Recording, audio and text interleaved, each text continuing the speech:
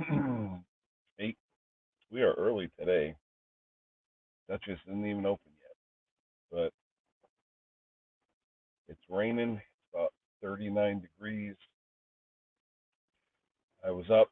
Didn't want to wake everybody up, so I figured come on and start chatting. So whoever's around, come on up and chat and let's see what's going on. Great stream yesterday. The congrats to all the winners. It was a great day for streaming. We had my stream, we had next two streams, and it was good. It was a fun day. So if anyone is up there, I will throw the link up. I know it's early for me, but that's all right. Copy, post comment, chat, post, there's the link.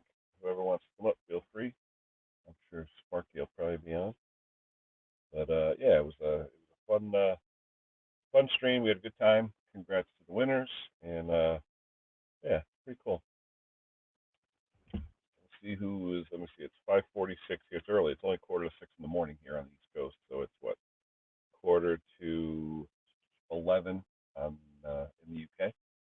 So we'll see if anyone's up or see what you're doing. I think it's still way dark. Yeah, way dark outside. Dunkin' Donuts is on across the street. They're open. They open, I think, at 5. But my place here doesn't open until 6. So I got another 15 minutes until they're open.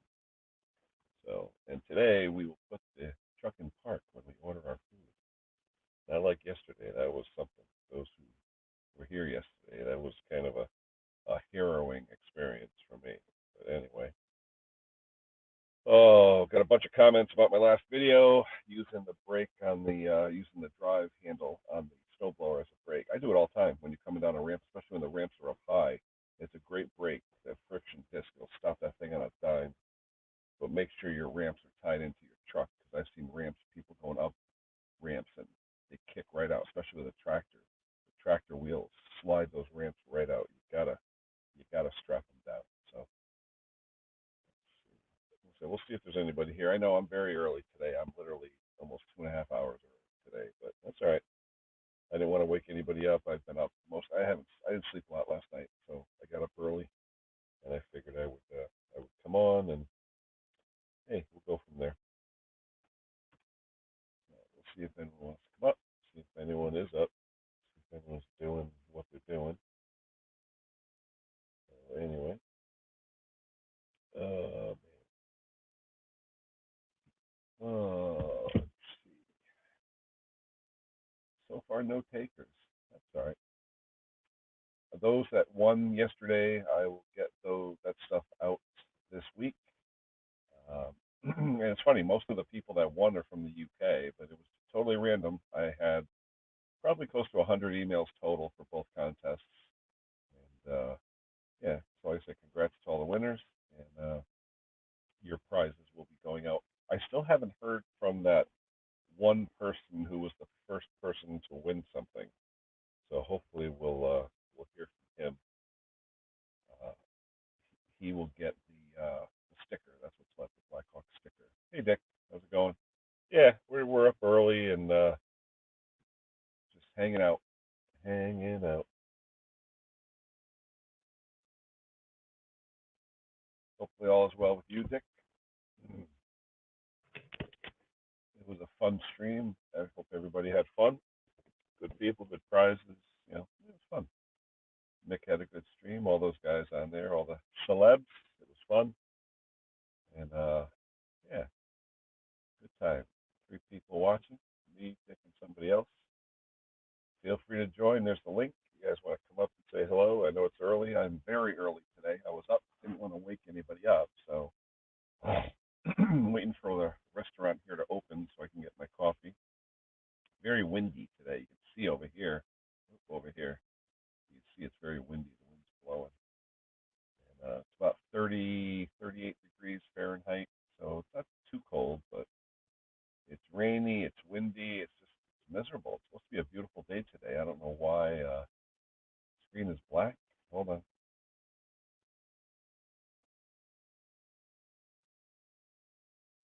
Screen is black. Shouldn't be. Can you hear me? Because I could see it shows that everything is cool. Hold on. No.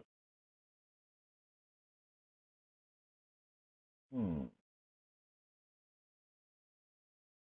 Let me try. Let me reboot it. I'll be right back, Dick. Hold on.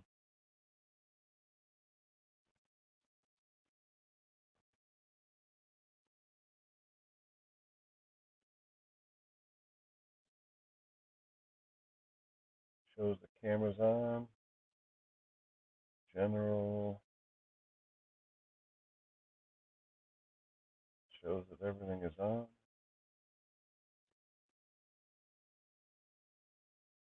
Can hear but not see. Hold on, Dick. I'm looking myself in the camera. All right. Let me get off and go back in. I'll be back in a minute. Hold on.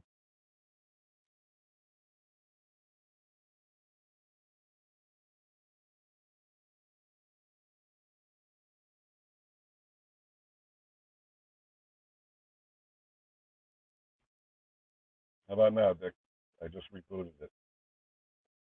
Any better? I just did a reboot. It says the camera and the audio are on. So how about now? Can you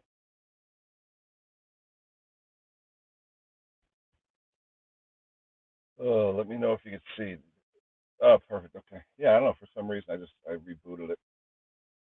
Whatever. Hope you're good, mate. Hope everything is good there in Birmingham. Just waiting for my restaurant here to open. The link is there if anyone wants to come up.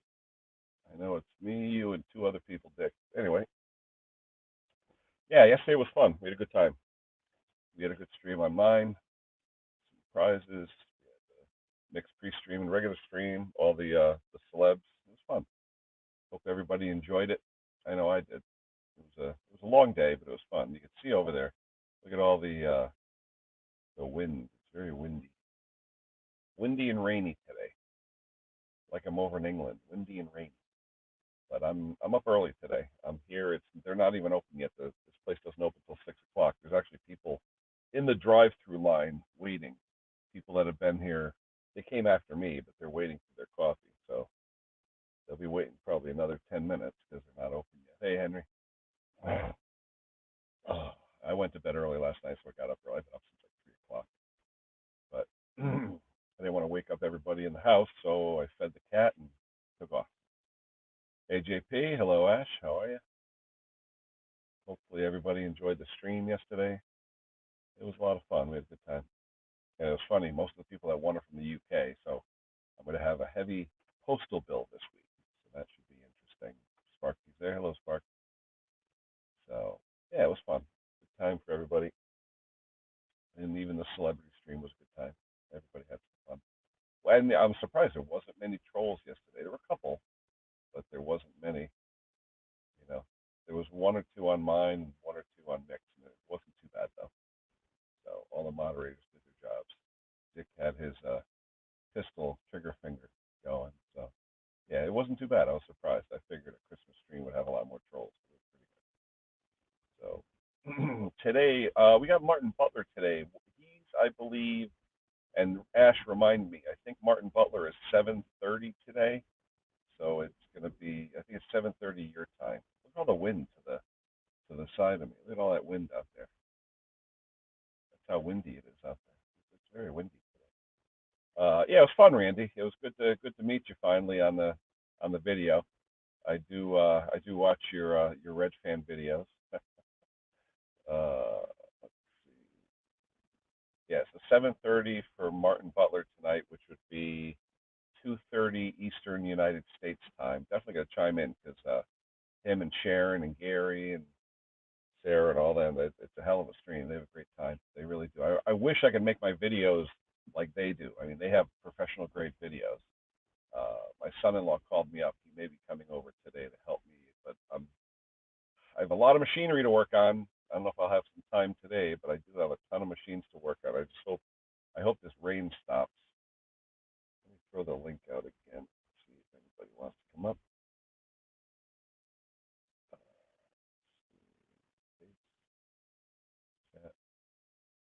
There's the link. Everybody's saying hello to everybody. The link is there if anybody wants it. See if anyone's in the chat. Very early today. I'm actually, I was about 2.25, 2.5 hours early today. Just because didn't want to wake anybody up. It's early, and my family doesn't get up till late. Like my wife and my son won't be up until 11 o'clock today. So I've got a lot of work to do today, and I figured I'd come out and get my coffee, see what's going on. I got about 5 more minutes until they open. Yep, my cars are still in the line at the drive-through. We got 8 watching. I'm very early today, so feel free to join the chat. There is the stream, and if you want to come up, feel free. We had good streams yesterday. I've got a few more videos to put out today, mostly snowblower and generator related, because that's what we're doing around here now. We got a lot of wind with colder weather. The leaves are basically gone. Hey, catch cow. The leaves are basically done. All the leaves are either taken away or put in piles for the town to pick up. So now we got tree cutting, splitting for firewood, and snow removal equipment. I think the lawn equipment is basically done. I don't think anyone's cutting grass anymore. I think we're done for the season now. But it's warm though. Last week it was in the 60s. It was crazy. We had 65 degrees last week, and it's the middle of December. So kind of crazy. But what are you gonna do? How's the audio and video? Everything okay? There's no one around, no Amazon trucks or anything, so it should be pretty clear.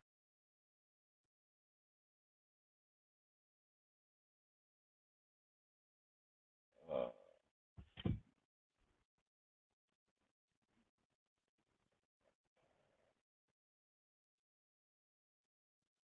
10 watching. I got another 3 or 4 minutes before they open, so I can get my breakfast. I'm good. That's good. Uh, what's it doing up there, Henry? It's very windy and rainy here, about 38 degrees. Very windy. I thought it was going to be a nice day today. I hope it subsides. I got a lot of work to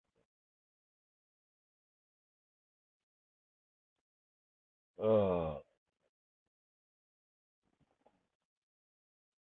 It's going to be a pretty boring stream if I'm the only one on it, so somebody better chime up pretty soon. I don't mind talking because I like to talk, but the stream's for everybody. Everybody to come on and have a good time and talk. So feel free, everybody. 10 people watching. I know it's early. I'm very early. I'm a few hours early, but we'll see. Whoever wants to come up, go in the basement. We'll bring you up. Got room for 10 people, so feel free.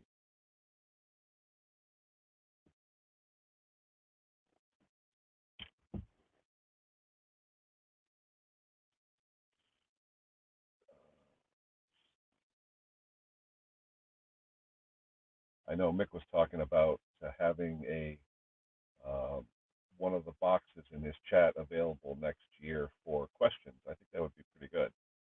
A lot of people are asking questions in the chat and they didn't get them answered. Not all of them. There's so many people asking so many questions. I know he tried to get questions answered, but I think next year, if he takes one of the 10 boxes and has it so people that ask questions can actually come up to the stream and ask the question in person, I think that would be good.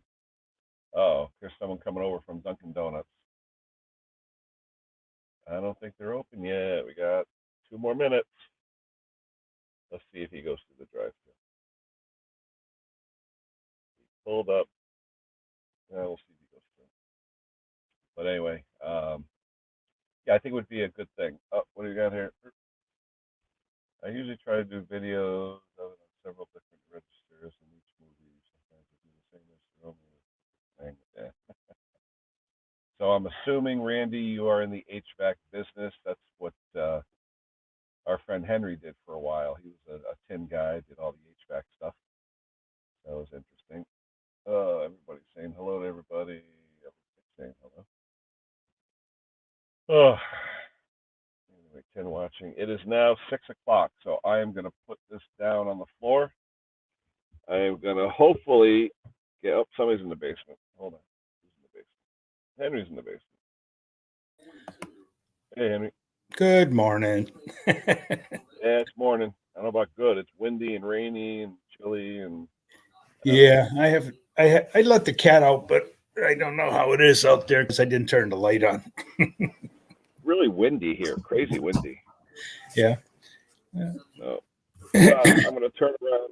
Oops, I'm going to turn around. I'm going to get my coffee and hopefully I won't wreck the truck. So. Yeah.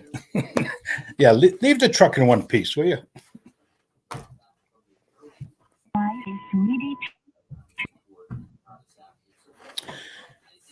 Yeah, so yesterday's stream, yours was excellent. Went by nicely. Yeah, I thought it did. I like Nick's idea next year on his to have one open box so that people that want to ask questions can ask questions. Yeah, that'd be good too. You know? But I think so many people. last year's stream, didn't he have less people? No, I think it was the same because you only have 10 boxes. So I think he had the same. But I think last year, though, Henry had technical difficulties for mowers and blowers, so he had to drop out. Yeah. So I think he had one less. Hold on, let me get my. Hold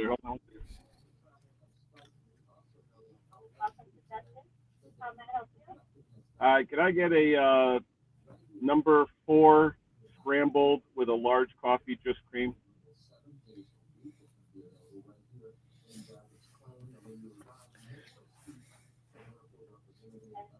That's it. Thank you.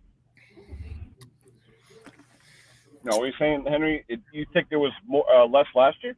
Yeah. Why I think that is because this year it seemed like everybody was sitting in their chair, itchy to answer questions or doing something, and they were getting frustrated by not being able to, let any information out that they might have been wanting to share. I think even Jamie left. Just for the record, my truck is in park. Okay. Yeah. Yeah. So I feel that the people were sitting there. Sitting there and waiting for, to be able to speak and everything, and they were getting a little itchy, Well, it is frustrating too because you got people, they're all awestruck with the celebs. You had all these people up there one-on-one. Hold on, there's someone in the basement. Give me a second, guys. Let me get my change here, then I'll put you up. Yeah, they I saw questions up there, and I know I even asked a question or two. Thank you. And it's tough though because you're doing 20, 30 things at a time, and you want decent questions to be asked, not just junk questions. But I think what he said though, the problem is, I'm wondering if we should have next year people ask questions in advance, so that way we can review them and see, okay, let's get some good questions for some other people, and that way we plan it for the people to come up. We send them the link at a certain time and do it that way. Because I think if you try and do it haphazard, it's tough. I mean, you're moderating 500-600 people in a stream. That's tough. Yeah. Oh, yeah, definitely. Too many. I think it was too many there, and I mean, it was too many people.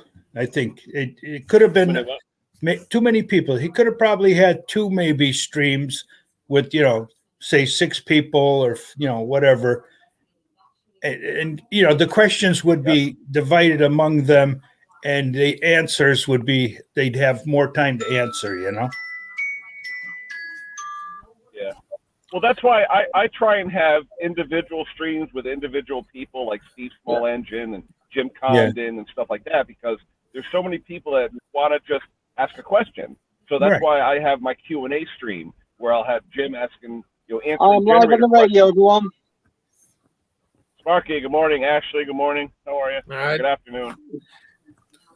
Yes, I am live. Trying to do best. Windy and hey, was I correct? Martin's on 7:30 your time. Yeah.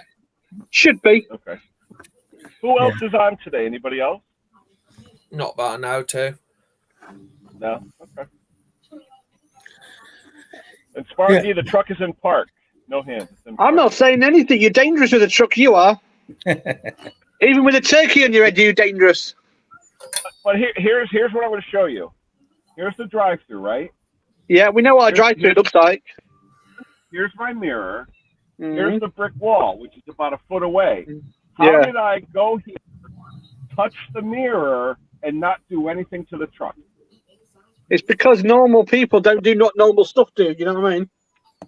I'm telling you, God was with me. My old man was looking down on me. Somebody was, because for all intents and purposes, I should have scraped the whole side of the truck.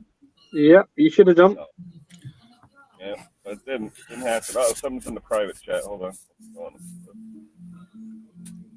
Oh, it's for you guys. All right. But throw my cheaters on. Oh, that's better. I can see you. All right, who else we got in here? Let me see. We've got a few more people coming up. Jason Summers is here. Hello, Alexander Smith. When the stream is full, it's hard to keep up with. Oh, I tell you, even in mine yesterday, I was looking at the times in the chat because I wanted to see if it was like 12:15 and I'm only at 12:05. I got 10 minutes of chat I'm behind, and you'll never catch up. You will never ever catch up. No way. No way. Oh, there are at least one thing. Yeah, you're good at what you do. You know what I mean? It was fun. I think we had a great time. I think we really did. But like you said, Mick had a good idea about having a box available for a panelist from the chat. That's it. Exactly. Yeah. But I think you're going to have so many people asking it. I think he should publicize it maybe a week in advance so we could review questions and say, okay, what questions would the public really take advantage of and all that. Do it that, have it scripted, if you will. You know what I mean? I think it'd be a little better. Hey, Tommy Hanlon, good morning in Dublin, Ireland. Good morning to you. All I can say to you is, that mixture was crazy last night. I couldn't keep up with some stuff. I think at least one thing, Ken, you got your name mentioned. Oh, yeah. No. I said Mick and I are good. We're good. Everything's good. Yeah, but you got your A-list good doing that for you. Your best mate, Saloon, you know what I mean, Steve. Yeah, but see, I did not ask him to do that. I'm hoping Mick isn't pissed about that because I did not ask anyone to do that. He came on there, and I was like, and I didn't even talk to him today. And then when I saw that, I was like, oh gosh, here we go. Yeah. So, yeah, I'm on my new phone at the moment. I'm on my brand new phone at the moment, Google Pixel Pro, and the picture's superb. I'm looking at myself on the TV. Yep. But I think, when I saw that with Steve, I was like, oh my gosh, here we go. Causing trouble, but whatever. Hey, like I said, Steve's a good friend. We talk all the time, and he likes to break him off a little bit, so he was just turning the screws. Oh, why not? Yeah. Yeah, that's all. Hey, Stanley, how you doing? Yeah. We had a runaway yesterday, that's for sure. Jason's asking, where do you get your music from? My music from mostly through Spotify, but I've got 9 hard drives of music, and it's just played it through the Spotify. Now, is that an annual subscription, Spark? How's that work? Mine is, Spotify, but I've got the hard drive linked to Spotify. So all the music I'm using is my own personal music. 20,000 tracks per hard drive. It's not a lot, you know what I mean? But is that something, once you subscribe and you download music, is it yours to use? Not particularly. No. You don't download any of this music. All my music downloaded years ago through something called a torrent. I'm not saying no more than that. How does that work copyright-wise, though? Because I've got a PLC license. I've got a public server. Basically, I have a license to play music. So does Reach. I just didn't know if anyone would come back and say, you're playing my song. Yeah, no, I can play any music I like. Just about. Cool. Well, I've just had the beeps and squeaks in my headphones, so I'm going on there in 3 minutes. Oh, there you go. What's the theme today, Spark? Any theme? Theme today is Get Knotted Day. Get Naughty Day? Knotted. Oh, nodded. Well, the government can go in. Yes. No, say no more than that. I thought you said get knockers, and that means a different thing here in the U.S. Well, the government can go and get knotted as well. There you go. Let me see Yeah, wrong. BitTorrent, yeah, junk, yeah, BitTorrent, the old days, not the new days. Oh, man.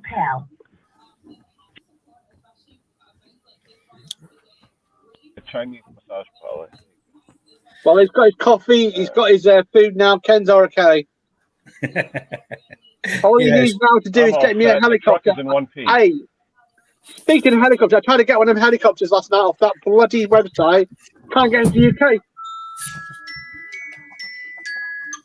Oh, they won't. No, but if you want one, tell me. I'll get you one. No problem. Yeah, well, we'll sort one out. We'll organise it between me and you and the Brickwall. Oh, you got Mini Man. Gingy. The only thing I'm Gingerbread worried man. about is shipping that thing out. I got to make sure it's shipped well. Yeah, well, if you bubble wrap it, you should be fine. Hey, listen, Hiya. What we used to actually sell mugs and things. Yeah. I tell you what, we wrapped them and we never ever had a breakage. Just No. the way you wrap them, if you wrap them right. Because I think someone said once Amazon do a drop test to drop them from a distance to see. So if they beat the drop test, you're all right. but I Definitely. tell you though, that ornament, if you guys saw it, it is very, very fragile. Oh, yeah, So I gotta yeah, make definitely. What's it sure made? I- What's it made from? Metal. Is it metal? Yeah. Hiya, Jason. Yeah, you had a good live stream. Hey. Oh, there's Nick. Hello, Mower. brother. Well, hey. Right, Mick. Hey, We were it's the one and Riley. only Riley. Are you ready for Christmas? No, we're not.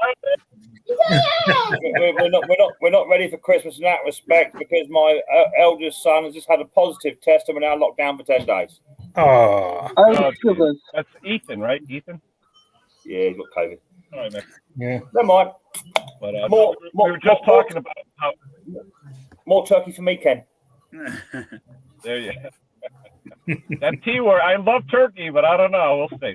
Hey, we were talking about the stream and how next year your suggestion about having a question box, but we thought it might be better to maybe vet the questions ahead of time so we have a little bit of order because there were so many people asking. I mean, I didn't know, what to do, Yeah, well, I think we had a bit of a lock-in like you do after hours, and it got a little bit more exciting on the stream. Once the live button had been turned off, as soon as Terrell spat his teeth out and took his wig off, it got a bit funky in there.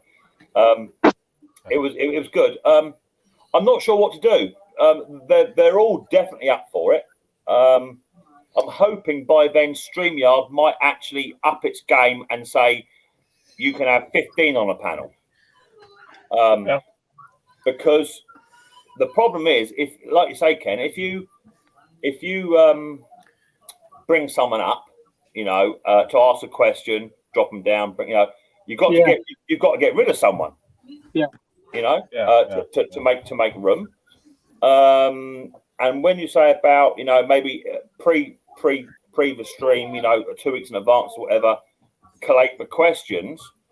I don't know if maybe the stream is what it is. It's just a laid back happy Christmas. Yeah. Let's just have a natter. That's it. Rather than having to answer questions, because I don't know about you guys, but there's a lot of questions there for one person only. That's it. Yeah. Must be. And if you're just having questions to musty all night long, some people might get the ump of that. I don't know. Yeah, that's why I thought there was too many people sitting there twiddling their thumbs, And just anxious, waiting to, That's a problem. People You're right, like, Frank. my sort of niche would be to ask musty stuff because that's the sort of stuff I like to do. And there's some that are up there that are just small engines, which I do a lot of myself. So I wouldn't have so many questions for them. I'd have more questions for someone like Musty because on Road King, for example, because they do dabble with the cars and that as well, don't they? So maybe a way of doing it could be to do it, like you say, to do some live streams. and get people to send their questions in via email. And then you can then share the screen and do that sort of thing. Or you can ask the panelists who come up, can you please ask or write down 5 questions each? So during the panel, you can ask, Musty can ask Double Wide 6 a question, and then ask Tarrell one, and then ask James one, and do it that way. But what I don't really want it to get to a level where it just becomes a Q&A. I've got a problem with an engine, blah blah blah. I think people tend to come in because Musty's on there. Do you know what I mean? Tarrell's on there, and I think it's quite nice at times just to see Musty in an environment where he's in his chair, he's laid back, he's chilled out. If you put the man on the spot, he may not want to come up. Yeah. What I'm thinking though, Mick, is like what I do with Jim Condon. I'll have just a Q&A off the cuff, randomly, where someone can come up and it is a Q&A. All right. Yeah. Whereas the stream for Christmas, Christmas is a banter stream. Let's have fun. Yeah. So it is different. The thing is, like us 4 sitting here now, we're used to the streams all the time. We do them every week. Like some of them don't do streams hardly ever. They're new to all that. They might have massive channels, but they don't stream. We're used to it. Henry's relaxed. Exactly. If you look at 805 Roking, 65 Ford, Mower Medic, and Double Wide 6, all of them 4 guys were quite quiet, and it was a little bit like pulling teeth sometimes to try and get them to. They seem shy. They seem shy because they're definitely. not. Definitely. But you got someone like Terrell who's on it. He was already in 5th gear before he even come up. He was right there. Yeah, he was right there. Hey, I just want to say one thing. While I got you on, Mick, I did in no way sponsor. Whoa! I am deeply upset and hurt. But you are now doing your own Ken Small Engines hat merchandise line, and I haven't got one. You got an embroidered one sent over to Mick. Look, Mick, based on the conversations yesterday, when he came on, all I said was, "Oh shit." look at the end of the day, right? I did the pre-stream. I did the Christmas stream. If anyone got anything out of it, if they just had a bit of fun, if they gained a few subscribers, if they got some questions, as long as everyone had a smile on their face and enjoyed it, that's what it was intended for. Now, if you got a bit more airtime over somebody else, good on you. It's what it's about. It's about sharing the information and sharing the channels out. That's why we do it. If we didn't want to share, we wouldn't do it. But I enjoyed the pre-stream. That was good. The pre-stream was. Yeah. Can you answer? Andrew's got a question. Say 10 people watch for 1 hour. Do you get 10 watch hours then in the statics, or how does it work? So it's not. It's if 10 people watch for 1 hour, yeah, you get 10 watch hours. Yeah. So it's 10 watch hour minutes is how it works. It's not. Yeah, you've got to watch it fully, and if you skip it and miss a bit, then you don't get the full hour either. You got to watch it consecutively. I mean that stream last night, I left that at 2,200 views, and that's done 6,100 views in 8 hours. That's done. Oh, it's done really well. Quite happy with it. But I earned some money too for a change. That was lovely. Wow. A nice couple of super chats came in, but it's a good stream. I enjoyed it.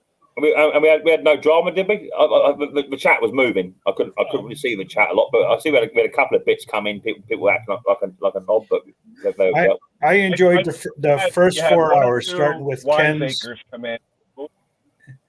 Yeah, the first 4 hours, Ken's 2 and your first 2 hours. I enjoyed those the best out of the whole thing.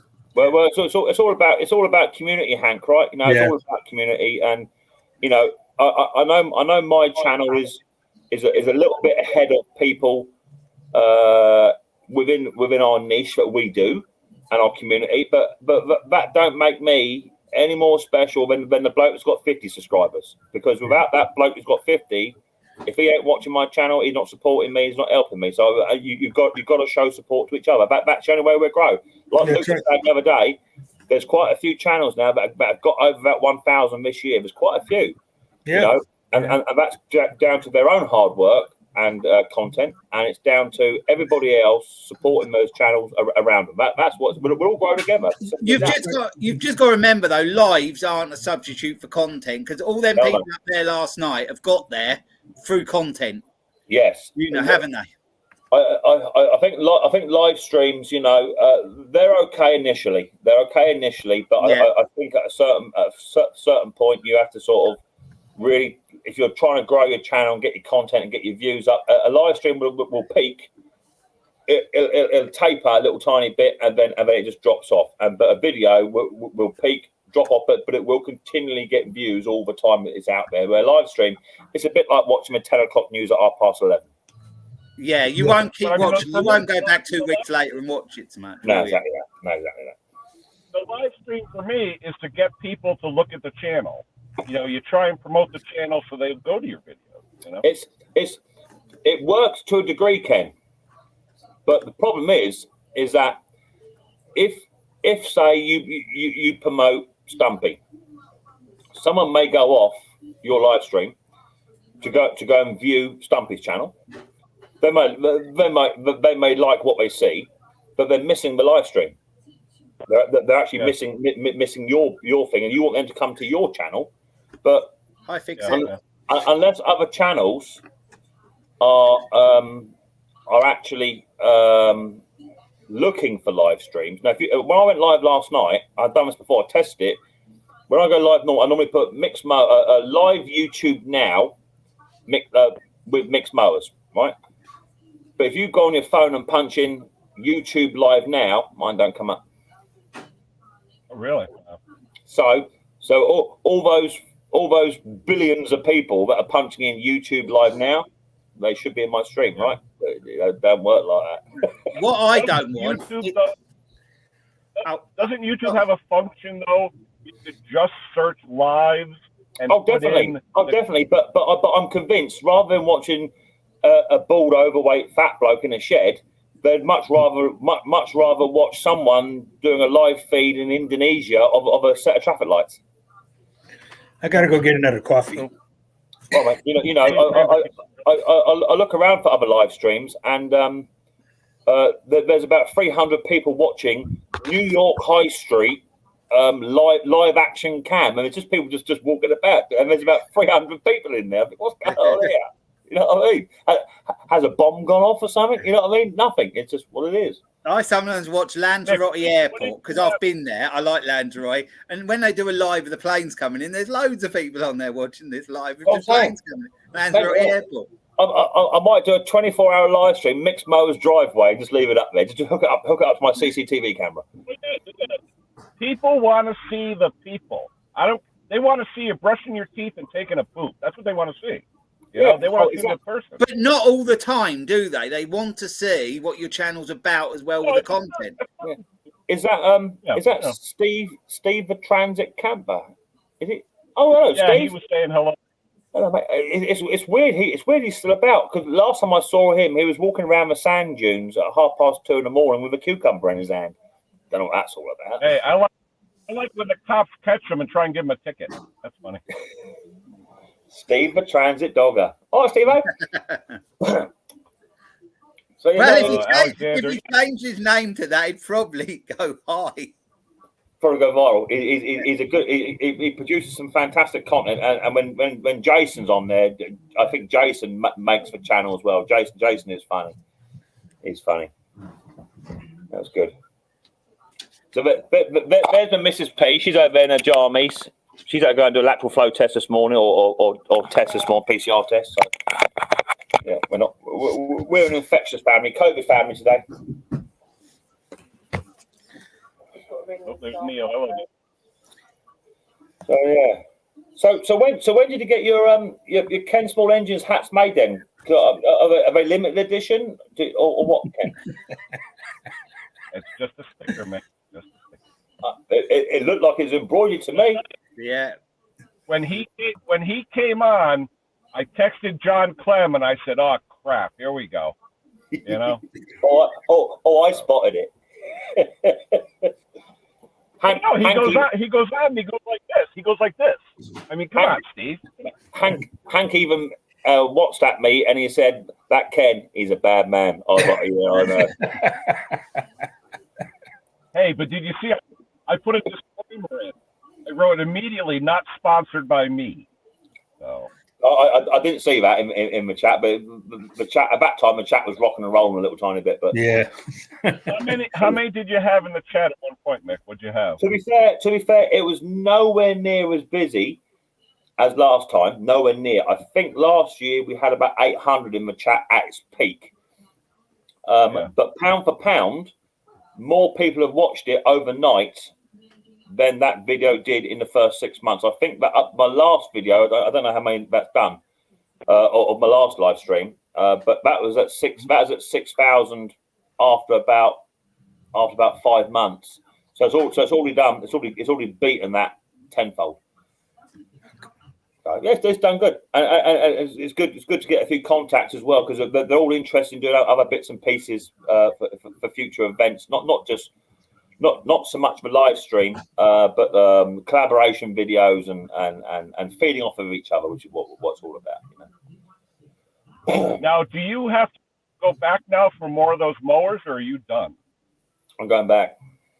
Is that many spares now? Did you say a few more mowers and spares? I've got to go back. I think there's anywhere between another 8 to 11, 12 mowers to go and pick up. Oh, more mowers too. Yeah, and then there's all the spare cylinders, the gears, carburetors, side shields, anything that all those mowers came complete, all of them. So he said bring 2 or 3 tunny bags. We'll chuck all the spares in a tunny bag and put them back in the van. And yeah, was he a dealer? Now you were saying, what'd you have? You had a weight limit with the truck? Just a hoarder. Just a hoarder. It's a Sherpa van, that one, but it's only the 3.5 ton one, so you can only really put 1.5 tons in the back of it, really. But they do a bigger version, but it's on a different license, and I didn't pass my license until 1999, 2000. So on the old grandfather rights, you could drive it. You can drive it up to 7.5 ton. I can. I've got that right. Yeah, I didn't do mine. But he's not a hoarder. He's a real nice gent. He's about 83, 84 years old, about the same age as you, Hank. And he lost his first son due to brain cancer. I think it's brain cancer at quite a youngish age. His wife never ever got over it, and she just deteriorated over 13 years. And she went down. Went to a home and what have you. So she never got over that, and she passed away. And then his only other son, he's done everything. You name it, he's done it. Skydiving, built his own bikes, built race cars from scratch. You know, it took him 5 years to make, and he's done a lot. He's lived. You know. What was his line of work when he was working? Fabricator and panel beater. Oh, okay. Like a tin box. Okay. He's got a real nice big vintage lathe in the back of his workshop as well. All that sort of stuff, you know, all that sort of gear. So yeah, him and his son have built cars, as I say, from the ground up, manufactured the parts themselves, and so when his eldest son passed away in New Zealand on a motorbike with his then girlfriend, they both died. Did they both die? Yeah, hit an oil slick off of a lorry and come off, and that was then done. So since then, he's just been collecting stuff, having hobbies, like we do, keep yourself busy. But he's just, you know, he when he collects stuff, he collects stuff. How did you hook, Mick? How did you make the connection? So I believe he's just a viewer of the channel, just watches it, and then it took him 2 weeks to figure out how to send an email. And he figured out how to send an email to me, and it just said, "Mick, ring me." That's all it said. So I rang him up, and boom, there you go. Cool. But he's now into Singer sewing machines, which are the vintage sewing machine. And he said, "Come up my bedroom." He said, "Have a look at this upstairs." I went up there, and literally, there's that much floor space, and the whole bedroom is covered with these Singer sewing machines. It's full, and every night he's got one which is complete. And every night he pulls the machine forward and says, right, yeah, that bit's worn or broken. So he'd take the part out the good machine, he'd go down to the workshop and he'd lathe it, he'd machine it, and he'd make the part and put it back in and get the next bit. And he's building them from the ground up. He's got about 50 in there. He's got. Yeah, they made those where I grew up. Singer sewing machines were made in Bridgeport. We had a big factory down there. Yeah, he's even got one, a black one with all gold leaf all over it and what have you. It's immaculate. Yeah, they used to make them pretty. There's a channel called Brutus Metal. Yeah. Brutus Metal Art is the guy's channel. He's in Germany. He took the Singer sewing machine that has the black enamel with the gold leaf, and he actually converted it into a race car. It's called Brutus Metal Art, but they're beautiful. They're black enamel, and they actually have gold leaf. They're really pretty. Yeah. Well, he's got about 50 in there, and there's about half. I've got a little bit of masking tape, paper tape. It just says perfect on it. So he knows exactly what he's doing. Like some of them mowers in the video, you might have heard him say that one I paid £200 for. So I've got a Hater 56, but it's done up immaculately. He paid £200 for that, so he knows exactly what they're worth, because you wouldn't buy a mower for £200 unless you could turn it for £5. Yeah, So he knows exactly. He's had all vintage motorbikes. I think at one point he had about 35 vintage motorbikes, all done up, and over the years he's given them to museums, sold them on to friends, to collectors, and bits and pieces. He's got one left, I think, now, which is that BMW. Did he do the restoration on the motorbikes? Did he do the restoration? Or? Yeah. Literally, Ken. He will take the fuel tank off, or a bit like Martin. He'll take off, but he will spend weeks making sure that tank is the best it can be. Yeah, he's just a real funny guy. I mean, he lives on his own, no wife, no kids, no brothers, no sisters, nothing. He is on his jack. What sort of house did he have? Semi-detached, detached? Semi-detached, 3 or 4 bedroom place up in Epsom. Oh yeah. And he has the same dinner, and has had the same dinner for 2 years. He has a lamb chop or pork chop, one or the other, with potatoes, swede, carrots, and peas, and he mashes it all up, and he bakes it in a tray. And every night he goes down to his fridge, he cuts a slice out, scoops it, puts it in a bowl, gravy, microwaves it 6 minutes. That's his dinner. Has it every night. Every day. Every day. It's easy. Like Ken and Duchess every day. Well, it is. He said he went on to Wish. He was looking for something, and he was mucking about and looking at stuff, blah blah blah. And then he came out with a £300 bill. he didn't buy anything. But he just kept adding stuff, and it all turned up. Well, I'm assuming from what he's done over the years that he has enough saved up where he can do all that. It's a thing, because I know that he did say to me that when his wife passed away, and he visited his wife in a care home twice a day for 13 years. He did not miss a day. He went and see her. But when she passed away, he didn't have the funds to bury her or to go, to cremate her, or whatever. So he sold one of his motorbikes to his friend, and he wanted 10 grand for it, is what he wanted. And then his mate said 5, and then they met in the middle at 7. So he got 7 grand cash, which over here in the UK, 7 grand is a relatively good funeral.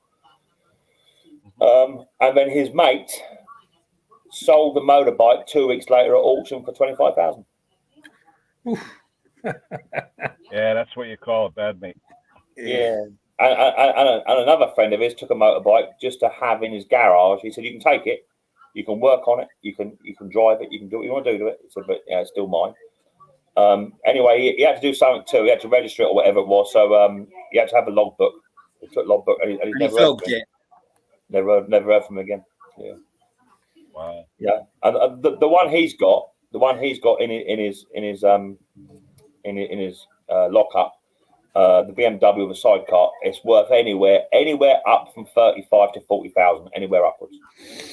That's the white one, right? The white one that you showed us. Yeah. Yes, it's a I series. love it.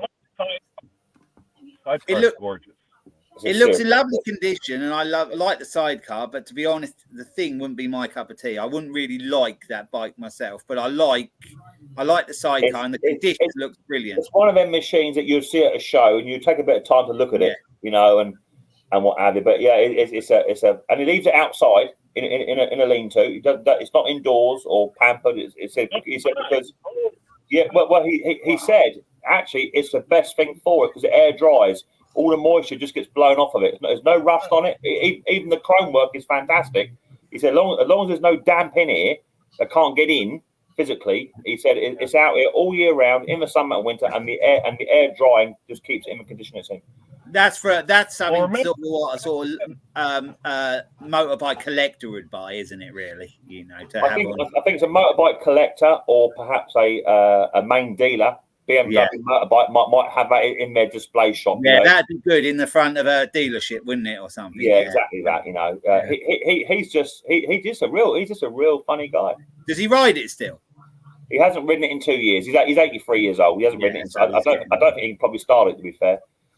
And he said to me, he said, "Do you want to have a cup of coffee, Mick?" And I thought, really, I've got to get on. I've got an hour and a half drive, 45-minute drive home. I've got to unload this bloody lot. And the old man went, "Yeah, no, we got time, mate. We got time."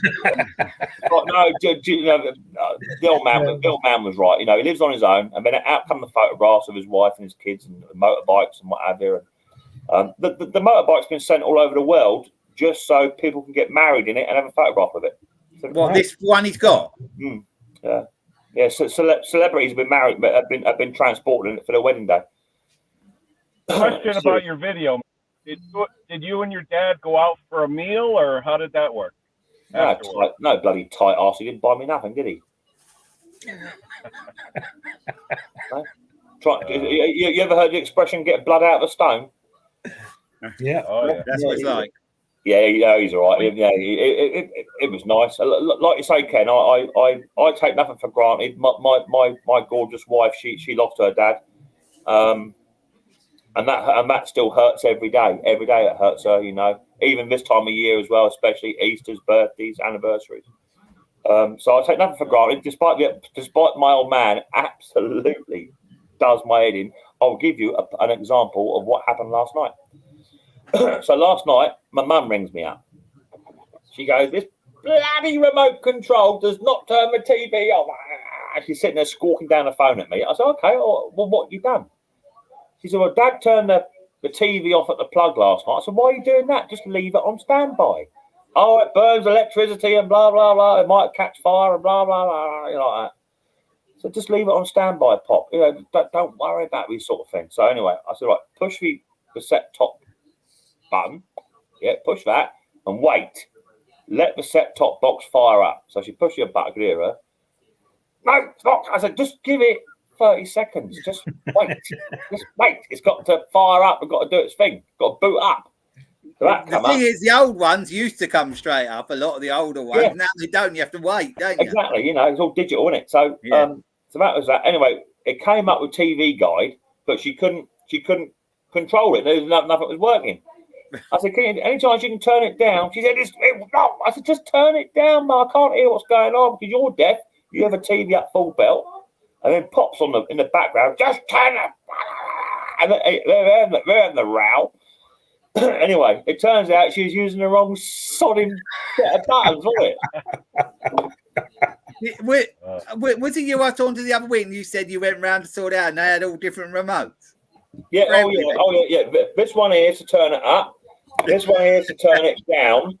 This one here is to turn the channels over. This one here is to get your you've got about 15 bloody boxes. Yeah, That's crazy. But that's what makes me love them because they're absolutely useless. It's brilliant, you know. But that's what it is. I walk into my mother's house. The volume is so loud, it's deafening. Yeah, so she has hearing aids, but she doesn't want to turn them on. So. Well, my dad drives me mad when I go up there. Every time, it drives my mum mad. All the time, he has Judge Judy on. All the time. Yeah, and it's repeat. Good though. Judge Judy's good. It's good, but when you've seen the same one over about 10 times because they keep repeating them, you think this is getting a little bit beyond the joke now. Yeah. Hey, John. How you doing, Spoons? Hey. Oh yeah.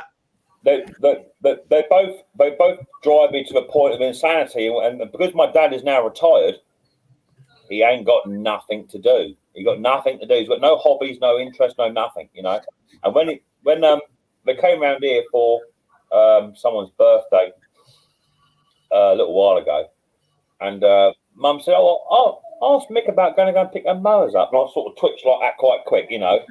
And Mum's sitting there winking at me like that, you know. I said, "Yeah, we'll get these mowers. Any chance I can come up with you?" I went, "Yeah, of course you can." Old Maz, my mum, she's sitting there rubbing her hands because she's now got a day off. So day off, yeah. Get him out of the way for the day. And when they buggered off, because Mum uses WhatsApp, my dad's still got one of the old style push button phones. I said, "Cheers for that." Landed me in the lurch with the old man. And I said, "What am I going to talk about?" She put "God knows" and "God help you." That's what she put. It's just your mom saying, "Got rid of them for the day." Yeah, oh yeah. She had a lovely day. She went out because Mum likes to flick to people's houses and have a coffee. But me and the old man, we drove an hour and 45 minutes each way. We never ran out of conversation. We put the worlds to rights, and we had a laugh and a joke, and like you do. And yeah, it's good. Yeah, good my mum is easy to get on with. We sort of laugh about my channel, but if I mention my channel, I would be interrogated about so many things that I've got and had on there. It would be a nightmare. I'll have to come clean one day, but I can't believe. I was saying to Laura this morning, I can't believe they go on YouTube. My brother's doing that as well. I can't believe they've never come across me on there. Because you'd think it would. Well, you would think so, you know. It's a bit like me at the beginning of that video. I'm loading my old van up, and the second I put the first mower in, the old man goes, "You want to put it around the other way, then, boy?" You know. And I've been transporting stuff for like 20, 25, 30 years on the railway and what have you. I said, "Well, I'll put some this way, but I'll turn around the other way, and then I'll stack them and, you know, interlock them." And the old man's like, "Well, B knows best." Back in my day during the war, we wouldn't have stacked it like that. You know, that's what he's like. You know, he's a bit like a spaniel. He's just got to have that last word. He's got to say something. You know, that's what he's like. Oh, it's just like my dad. Yeah, it's what Henry. What's Is there feedback? Say what? Feedback. What wasn't one of your boys around your house a while ago doing the electrics, weren't they? Doing your internet. Yeah, he was putting in the beam to beam for me. How did that go? Did you interfere, or did you keep out of the way? Everything's good. Everything works good. Yeah. No, I know it works good, but did you get on his nerves? Did you while they were doing it? Oh no. I don't know nothing about it, so I let him do what he had to do. He sat in the chair and went on a live stream. Yeah. Hank just sat there on the stream and just said to his boy, "Are you going to be long? I'm on a live stream with KSE Engines here." Yeah. I'll never forget that though, because I was up at Henry's house. We go up there to do the live stream, and he goes, "Oh yeah, his son was there." And he goes, "Oh yeah, it's all hooked up." We get there, nothing worked. Yeah. I'm like, "Henry, what the hell?" You know. So. Well, the problem there was we have two different. What do you call it? The 58 and then the 23. You know, the routers. We were on the wrong router. Yeah, it is cool, you know. If you still got your parents and you can still make the memories, it is good, you know. It is good. And my dad, compared to what he was when I was a youngster, which is a bit of a hard fella, over the years he has now gotten softer, more tolerant, and you know, all that sort of stuff. And with Riley, he makes exceptions for Riley that he makes for no other grandkid, you know, because Riley is a little bit more unique. So he's so much more tolerable, and it's nice to see. I just think, why couldn't it have been like that when I was 7-year-old? You know what I mean? But it's just a way of the world, you know. I'm lucky. I tell you one thing though, Mick. You know, my father's been gone now 17 years, and the only thing I regret, my father was a workaholic. He worked for the electric company as a lineman out on the poles and everything. Yeah. So he worked 7 days a week. But the thing I really wish I had done because he died suddenly. He went in for something that was supposed to be routine and just never came out. And we were just, it was a shock to us. But I wish I had compiled a list of questions of stuff I never asked him growing up about his life and everything else. I wish they tell you, who would you want to have dinner with in your life, dead or alive? My old man, because I have a list of 1,000 questions that I never asked him in my life about his life. Thing is, though, I think with my dad, I think I know most stuff. He sort of told me most stuff. I think but the thing is now, I used to help him with the cars when I was a teenager and left school. I used to help him repair the cars and all that. And I used to love it when we used to get in the car, go off to the scrapyard to get a part for the car and all that sort of thing. But that sort of all ended, and now he's just got the age where he's more awkward. It's more awkward, and it's annoying because we sort of seem to clash. I try, but then sometimes he'll rub me up the wrong way, and then that'll be, it doesn't work. My father was not mechanical at all, and when I got my first car was a 1955 Chevrolet that had no wiring, no interior, didn't even have a steering wheel. I had a vice grip and a milk crate to drive it home. And Ken. I was amazed. Yes, sir. What's that? Hold on. Questions? Oh, wow, look at that. Look at that. Yeah. There you go. Yeah. Seriously. I have so many questions, Kevin, my kids gave that even to me. my mother doesn't know, But my father was amazed. He said to me, he goes, Kenny, how the hell do you know all this shit? I said, what do you mean? He goes, you wired the car, you got it running, you drove it home, you rebuilt the engine. I go, you just do it, Dad. He goes, yeah, but where'd you learn it from? Because we didn't have internet or anything. I'm talking the 70s, And it was manuals then, weren't it? It was manuals. Best. You just do it. One day, his water pump was leaking in his Chevy station wagon. I said, come on, Dad, let's go to the parts store. We went down, it was called Universal Auto. We got the water pump. I put it in. He goes, how the hell do you know that? I said, Dad, you just do it. I said, necessity is the mother of invention. I said, if you can't teach someone to do it yourself. And he was just amazed because he goes, I don't know how to do it. He knew electricity. He knew everything about electricity. But as far as mechanics, he'd be fumbling with the screwdriver. He'd slip. He'd swear up and down and then just go in the other room. My middle brother, he doesn't know anything about mechanics. He doesn't. But my younger brother, he does more. But my middle brother doesn't know nothing. My brother is a computer genius and a mathematician. And like I said, he hasn't spoken to us in 10 years. So who the hell knows? Oh, you said that, yeah. Alive dead. But the thing is, super brain power. And he said to me one day, he goes, Kenny, I can afford to pay people to do it. And I said, okay, that's your prerogative, no problem. But to me, I was the one growing up. I wanted to know how everything in the world works. Yeah, exactly. I had to know. We're all the same, we have all that same interest, that's why we're together. Yeah. Yeah. My son, when he was 10 years old. Oh, I tell you, I was a type, when I got into action. Yep. When my son was 10 years old, they picked up this little mini bike that nobody thought would ever work. It had one handlebar, and it was just. Yeah. And the wife says, that's not going to work, And I said, well, let her play with it, The toolbox is open to you. You go ahead. To learn, yeah. They had that thing running within a couple hours. They didn't know anything about small engines. Only I can. What do you on the old chicken again? Homemade KSE? That's how he lost 2 stones. This is barbecue chicken, this one. Yeah, it's nice. That's how he lost 2 stones. Yeah, what happened to the stones, Mick? You getting them back? Mate, they're coming off. I've lost another pound today, which takes me over my 1.5 stone. It's coming off. It's coming off. You wait and see. I heard you yesterday talk about the S word, so I looked it up yesterday. I've seen that, the diet. Yeah. Well, Mick, if you do start put on a bit, just go to all them mowers and pull them to start them all. Just pull them to start, and then you'll soon burn it off.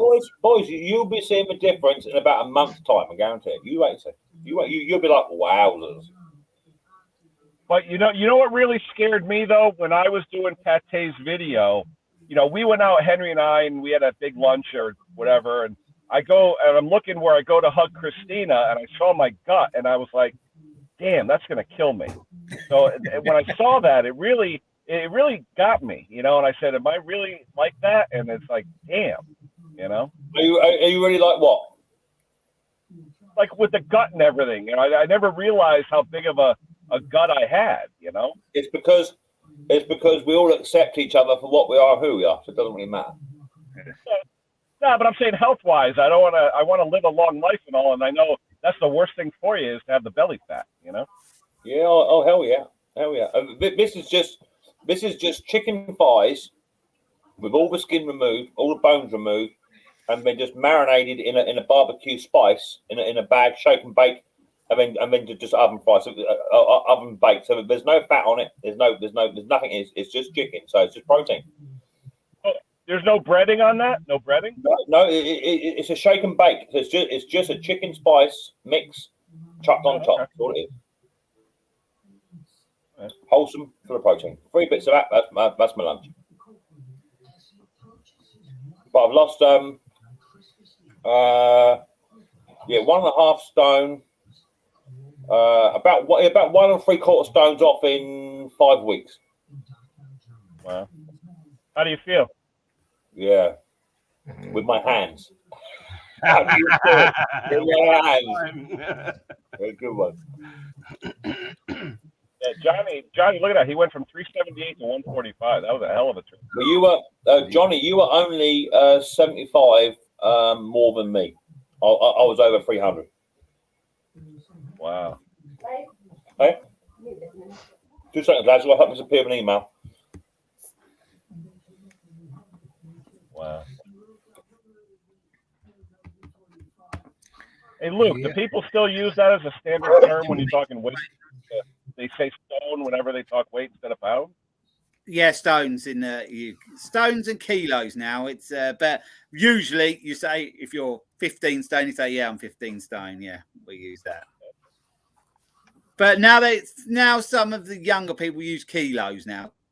But in my era, it's stones. So, yeah. The old terminologies are beginning to wane. Yeah. Yeah, you're going to be on our side pretty soon. You use pounds and inches and. Well, it'll be grams and kilograms here because we're more metric than you, aren't we? Yeah. Yeah. They tried that here, but when it I never. hear grams, I think of like something, you know. Yeah, they tried that here, but it never came across. In metrics other than what we teach in school. Because every John, time you're a teacher, John. What do they say? What are they trying to teach now? When I was going to college, they just were starting what they called SI, System International. Yeah. I learned all the kilogram mass, all that stuff, well, and and dynes and all that. Right. Crap. Well, the problem is in the regular classes, they use imperial numbers. When you come take my class, because we're doing industrial stuff, it's all in SI. So I got to take kids from doing all these fractions and converting the fractional numbers to decimals to use an SI. We just need to go flat out to the metric system, get rid of the fractional system, and just unify. It's nuts. There's only 3 countries in the world that use this system: us, Liberia, and Myanmar. So, got a problem. Really? A real so problem. if you measure a piece of wood over in the US, how do you measure it? What is the measurement? Inches, Say inches.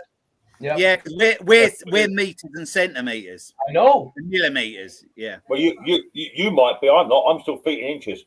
Are you? Yeah, actually, I know.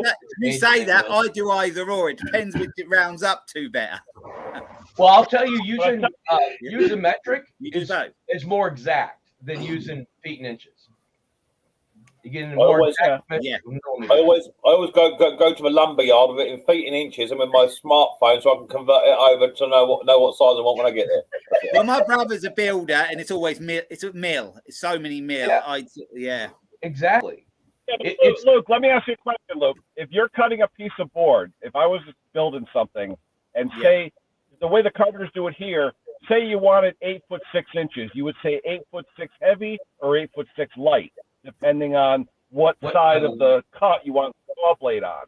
Okay, but over there we go to roughly a 16th of an inch when it comes to wood and stuff. And a 60, I mean, a carpenter is basically plus or minus a quarter when you're framing a house.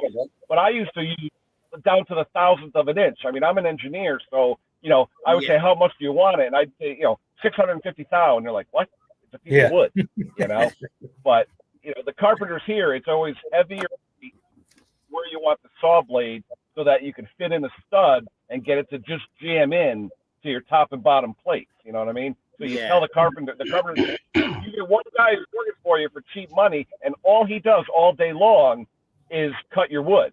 So the carpenter's marking it, and you got to put an X on the side you want the blade on so he doesn't cut it too short. Oh, yeah, I see what you mean, Yep. Can't have a job done. I just got a message from my Christmas stream to Phil. He called me Phil, and it was Lord Stewart asking me about that. He's got my name wrong, so I'm not going to answer until he gets it right.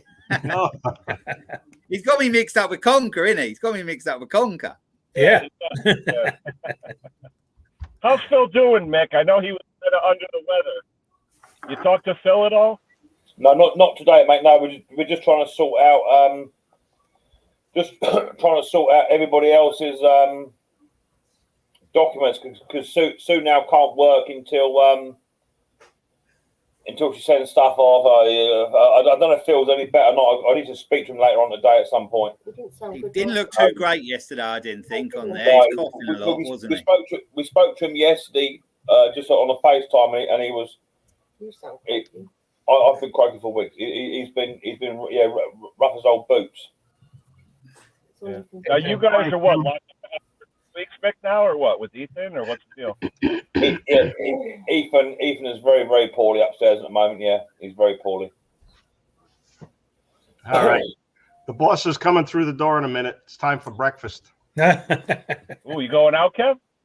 I go out every Sunday morning. What are you gonna have? Coffee and a bagel, or coffee and a muffin. Mine's a bit slow, Laura. Get on you're with right it. there. Yeah. Good morning. All right. Morning.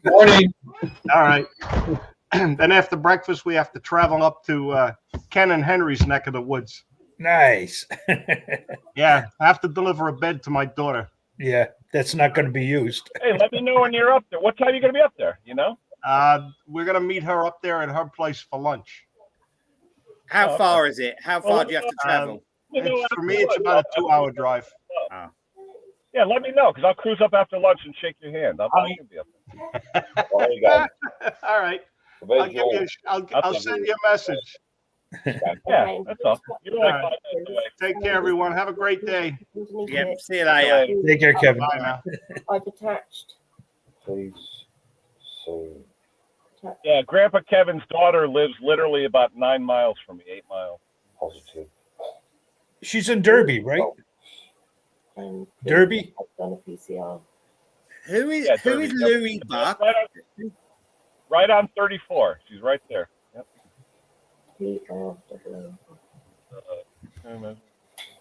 Yeah, 6'8". We call 6'8". Yep, 6'8" is a standard door height. But 2'8", ours are 2'6". Usually ours are 30 wide. So, but 6'8" is the standard height, 80 inches. Yep. Yeah, we have the front door size and the back door size. Oh, Musty. Yeah, front door and back door are usually 36 wide, though, for entry doors. But interior doors... Not really. Usually the front door is wider than the back door. Oh, Musty just... Yeah. So on your tape measures, you don't... On your tape measures... Henry. Yeah. So on your tape measures over there, you don't have meters and centimeters, or do you? Some do. That's special order. It's all in 16ths of an inch. It marks off stud 16 inches between center. You have different marks and things like that, but all inches. If you want a metric rule, you have to order it. We have it both sides. We have the imperial one side and metric the other, so we've got it both on the tape. Yeah, measure. I have those when I work. Yeah. Because when I was doing jobs in Las Vegas, we were doing things for Yves Saint Laurent and Dolce Gabbana. So we're getting prints in from Italy in metric, and I'm converting it to imperial for my guys in the field. That's where I learned. I can do conversions pretty quick now because of that. That was all money based. So it wasn't like being in high school in a classroom, having to learn to do it. We were cranking it out because it was all about making money. Right. So it made it a little easier to pick up. A lot of our tape measures, the top side is an imperial, and then if you flip it over, the metric system's underneath it. But it's strange how we work here because we're miles per hour, and over in Europe they're kilometers. Yeah. Yeah. So it's all. So we're like you with some ways, but then other ways we're not. We're like them. So we're sort of stuck in the middle of it. Oh, we're nothing like them for a start. They drive on the wrong side of the road. Yeah, well, they do that, yeah. But then with Australia, they drive on the same as us, but they use miles per hour, or do they use kilometers in Australia? I'm not sure. But like military wise, I did everything in kilometers, meters. Everything was done like that for NATO. So when people say, when they go, we don't need to do that, I'm like, well, when you're in the military, you do it every day. It's when everything's in, because it all has to be common, and all our almost all our equipment is in metric because that's what NATO is. We have to be able to exchange parts back and forth if we need to. I don't agree with that comment because most of your equipment is in Afghanistan. Yeah, Jumpin' Joe gave him a... Sorry. Had to say it.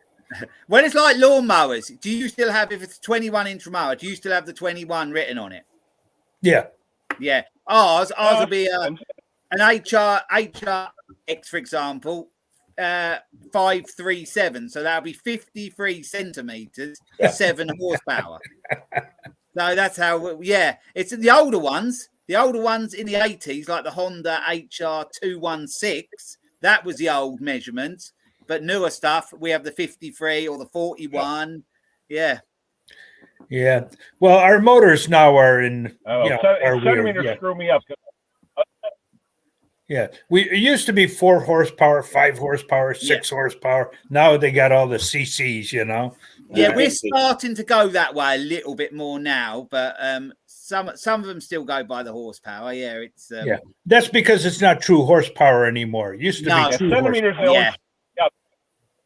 Centimeters mess you up? I mean, a centimeter is 0.3937 inches, okay? Because everyone knows millimeter, 0.03937. So I'm thinking every time you guys say 53 centimeter, I'm like, okay, 53 times 0.4, so roughly 20 inches, or something like that. Yeah, so the way I do it is it's 2.54 centimeters to an inch or 200, and that's the way I do it. So, it's just a different, whatever way you convert. But it's not that. Well, I don't do that a lot because military wise, I use meter all the time. Yeah. When we call distances. So when someone starts telling me how big it is in centimeters, I'm like, okay, I got an estimate because we did it so much. I don't know what year it started. I don't know what year it started to go more metric here because like my grandparents and all that, they were all inches and feet. But I don't know when it started to change. Here the late 70s, early 80s here in the U.S. Because that's when I started college. I started college in 81, and they were pushing the metric system like crazy. Yeah, but it never took off. It never took off then. No. It really didn't. Politically, it got squashed. Here's the thing. I've been in manufacturing now for 40 years, and everything in manufacturing, starting with bearings, because all manufacturing started with bearings, basically, okay, and the ball, all right? Everything is metric, everything. The whole world, if you look at bearings, there is not one bearing designed as an inch size. It's technically all metric, and we convert to say, it's a half inch, but it really isn't a half inch. It's 12.7 mil. So everything in the world technically is metric because most of the engineering initially was done in Europe. Bearings were initially FAG bearing invented the ball lapping machines 200 or 150 years ago to lap and make round balls to make ball bearings, and that's how we won World War II was we bombed Schweinfurt, which was the bearing capital of the world. By bombing them and crippling their bearing factories, they couldn't have their rail cars to transport troops, food, and munitions. And that's really how we won the war.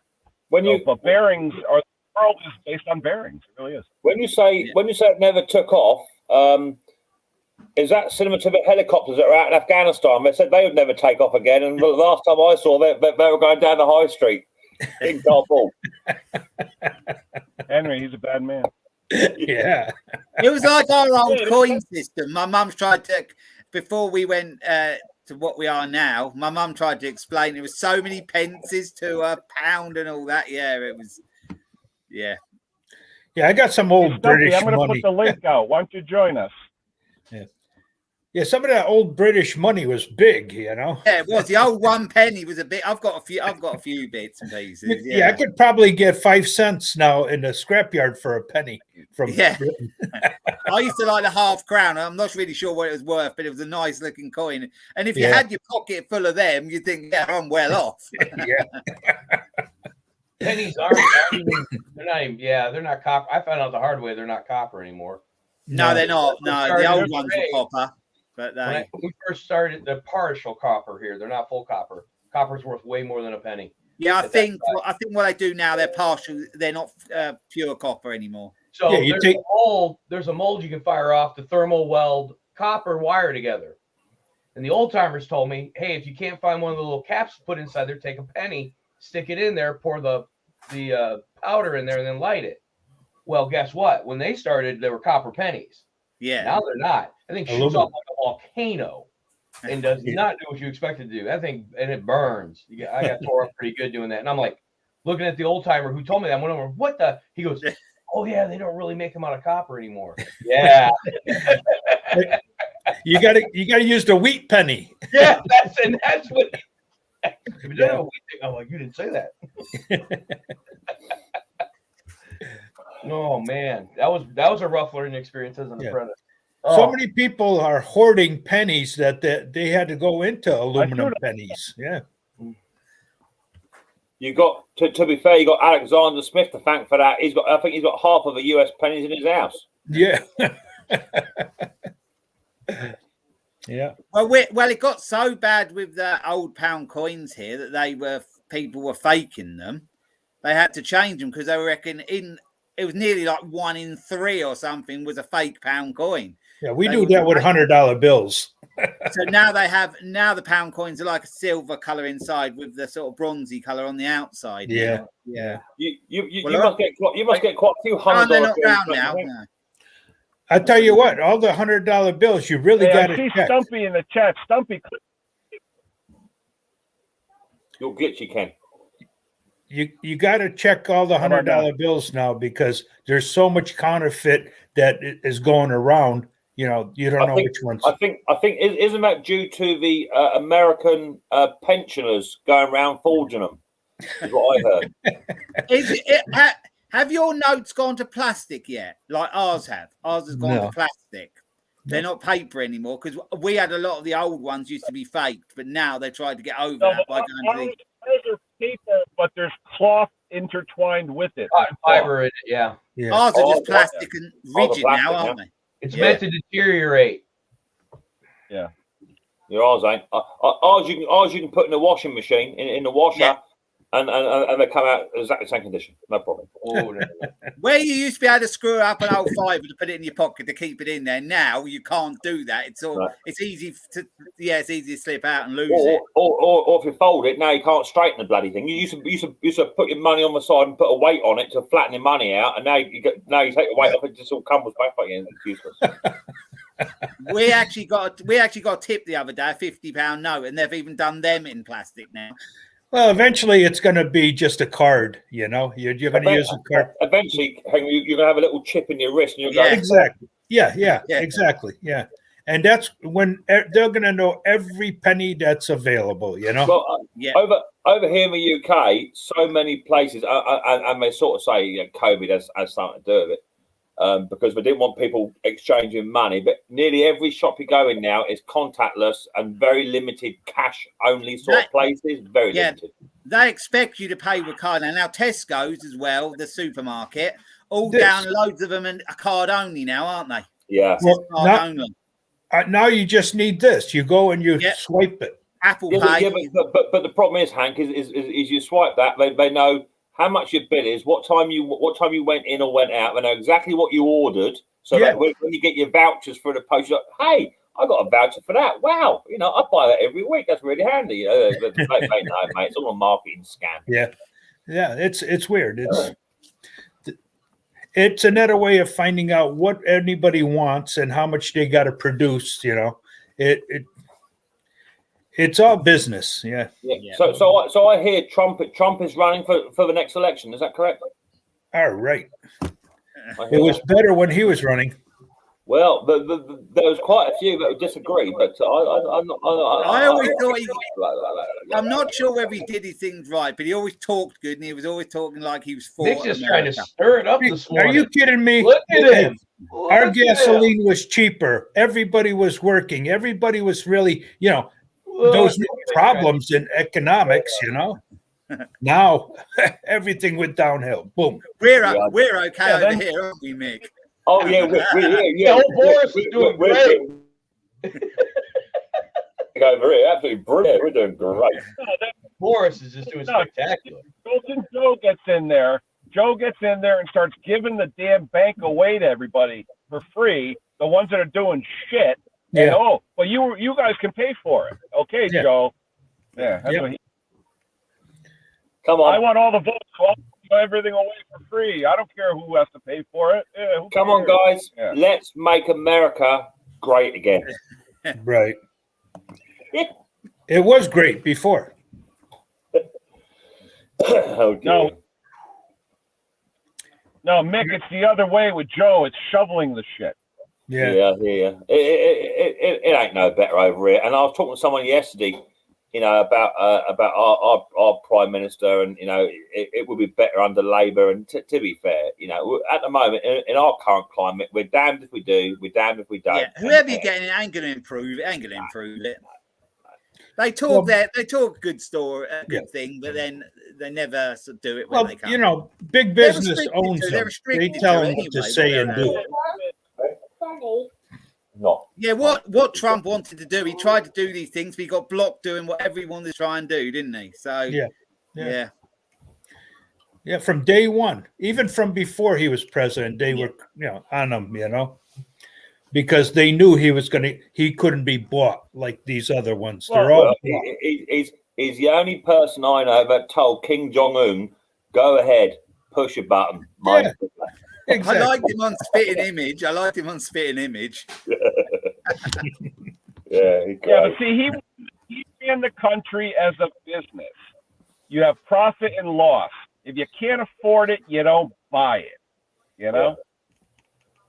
Well, when he went to that big GU summit, didn't he? With the EU and whatever, and he just sat there and said, Germany, you ain't paid a penny in the pot. You shouldn't even be here. Oh, yeah. Do you know what I mean? It's true, man. Yeah. It's true. Yeah. He got the stare from Greta, didn't he? Do you remember that? Yeah. I still don't understand how a person could win the presidency out of the basement. He didn't do anything. Rigged. How did he win? Rigged. It was all rigged. Yeah, that's it. It was all rigged. All the voters, Henry, he had all the voters who wanted something for nothing, and they all voted for him. Yeah. You're right, Tim. Let's make Great Britain great again. You're right, Tim. Let's do it. It'll only take another 13 decades. We'll let you start, Tim. You can start and we'll follow you. I'm hearing lately, though, over there, we're going to change the name to So Britain. Yeah, it may as well be. It may as well be, Ken. Ken, I'm just going along for the ride. It's you got to go with the flow. You ain't got no choice. It don't matter who you get in charge. You're going to get taxed, and you're going to get taxed, and you're going to get taxed. It's just what it is. And they're going to get richer and richer. Yeah, over here we're paying over £1.50 a litre. Yeah, it's ridiculous now. Fuel has never ever been so cheap, and they reckon that the pump stations are making anywhere between 20 to 30 pence per litre profit. It's mad. We were a few years back. Do you remember when it went down to under £1 a litre? Yeah. And then remember that a Saudi Arabian person coming out and said he can't see it ever going up again, he said. And then obviously our government and all that got involved with it. Too cheap. Yeah. It was too cheap for the time. It was lovely for a while. It wasn't just that Trump got involved and he put our taxes up, Git. That's what it was. But what they do, they usually, when something else is going on, that's when it goes up. It's like with what's going on at the moment. They do it in the background, so no one's really worried about fuel going up. To be fair, we probably got hit with a transportation bill to get all the American helicopters back out of Afghanistan. That never happened. So No, hey, hold on a second. I just want to say one thing. When gasoline here went to $4 a gallon back in 2008, 9, whatever, crude was $147 a barrel. Yeah. Okay. Gas to past $4 now, and crude is half that. It's $70-something a barrel. What the hell? They never put nothing down, though, do they? They put it up, but they never put it down the same. I know there was one time in America when fuel hit a certain point, and people in America was like, "That's it, we ain't buying it. You got it for sale. You can have as much. We're not going to buy it. We're not paying it." And the price went down. Over here in the UK, that don't happen. No. Well, do you know them gloves? The gloves like we wear them blue plastic gloves, night trial gloves. I used to get them for about £6.50, £7 a box of 100. They're about nearly £20 now since the virus, and they never went down again. They've always stayed up high. That's the plastic shortage. Yeah. Yeah, maybe. Yeah, maybe. Yeah. It's mad. It's mad. Everything has gone up. It's crazy. Yeah. Well, apparently, I think COVID apparently cost 700 billion to the UK, so they're going to want it back, aren't they? Yeah, well, fuel has come down where I am. It's dropped from 149 to 143. It's not a lot, Nevo. It's not a lot, bud, is it? I went to Maidstone. I went to Maidstone last month, and I wanted 165 on a motorway up there. Really, that much? 165, nearly £2 a go. Getting up to that, isn't it? Thank Christ I was in a work van. Yeah, fill her up. I don't have to drive too far, luckily, so Tommy, not just that, but Joe stopped the pipeline, so it's like, oh, really? Yeah. Yeah. Okay. Why would you stop that pipeline? I mean, that was ridiculous. That's like stopping the wall, too, right?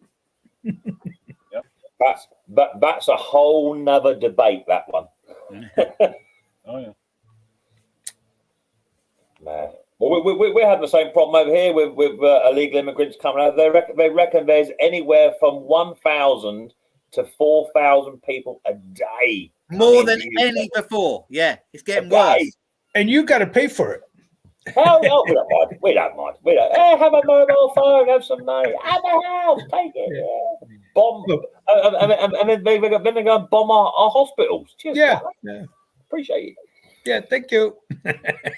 Well, I think I read that on one of the boats that went down, the person was one of the people that survived. They brought him across or something and said, if he has to be deported, he goes, well, I'll do it again. They don't care. They just want to get here. It's mad, isn't it? Yeah. There you go. It's a crazy world we live in. Yeah. And if Trump didn't stop them from coming here, we would have had a flood of people too, Yeah, I hear that. It's mad. I mean, in all fairness, we've all got to live somewhere, and if you are living in fear and you are living in tyranny, and that's okay. I accept that, but it's everybody else that's just gone on the same old bandwagon, isn't it? You know what I mean? Yeah. As smart as people have turned out to be from the caveman days, we're more stupid than they were. Oh yeah, hell yeah. Yeah. Oh yeah. Still, at least you Americans had it right to disable them helicopters in Kabul by taking the keys out. I tell you, Kenny, there's no way There's no way they're going to be able to run. I'm going to take the key out. They're never going to start that. Never. I bet there's a glut of Land Rover spares over there on sale. And all those machines have self-destruct buttons, you know? Why didn't they push them? Don't know. And then Trump got straight onto Biden, didn't he? He gave himself, he said, "You left it all there. We put it there, and you left it there." Yeah. Oh my God. Yeah. Yeah. Joke number one. That's great. I mean, every driver should have just pressed that button and walked away. Yeah. Yeah. What button? I've been in plenty of military vehicles. I ain't never seen a damn self-destruct button. No? No. The way you take it is you take white phosphorus, you pull a pin, you set it on the engine block, and walk away. There you There go. is no self-destruct button. All You right. physically have to pop something. Yeah. Well, And whatever they do it destroy took. because we're all taught to do that. Yeah. But no, there's not a self-destruct button. Okay. Never on any piece of equipment I've seen. Even Did you know Black Hawk? dumbasses press that while you're in the middle of goddamn air? Yeah, right. How about Blackhawks? Nothing? Oh, you got to No? turn your camera. No, Blackhawks, same thing. You pop white phosphorus, throw it into the turbines. Okay. I've not long Go woke light up. up. And I feel like crap, so I'm not going to put the camera on today. Yeah, there's not a self-destruct, but I've never seen it. It might be in some real fancy like U2 or SR-71 or something along those lines, but nothing like that I've ever seen. As many times as crash helicopters, we'd be hearing on the news how they blew them up by pressing the wrong damn button. But yeah, because my dad flew helicopter. My dad was crew on helicopters in the Air Force for 20 years. And so I was around him for a long time. And then when I was in the Army, you know how to do it. You're taught how to do it, how to destroy your equipment so that it's non-functional. So why didn't they do it? I don't know. I wasn't in charge. That's the damn general's job, not mine. Yeah. I'm sure there's some kind of weird deal that happened and they left him there for a reason. There was some weird thing. Now you Yes. got A parting gift. A so they parting can- gift. So they can have something to fight against us. That's what it Divorce is. settlement. however it worked out. I don't know. It didn't make policy, and most of the GIs are going, I don't know. We're just gonna leave. They let me out. I'm gone. I don't care. Yeah. I suppose it matters to them much. They just go, don't they? I Yeah. don't know. You get on Not their there, problem. get out of Dodge. It's Not their about- problem. yeah. Those are two things, two wars that we shouldn't have been. We'll have an interesting time. We shouldn't have been there, and we shouldn't have been in Vietnam. Why we were there, there's no reason. They always say that on the documentaries I watch. Well, Vietnam. I see why we went into Afghanistan. I get it. Why we stayed, I don't get. That was bogus. We had no reason to go into Iraq.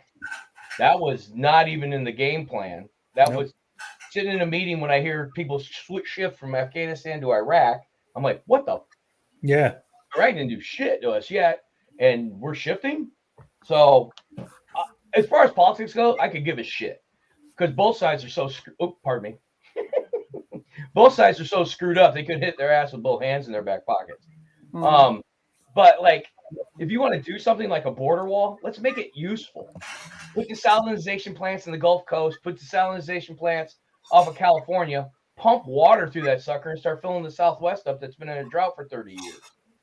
We break a drought, we start changing things. And plus, everybody's complaining that the ocean's rising anyhow. Let's lower it that way.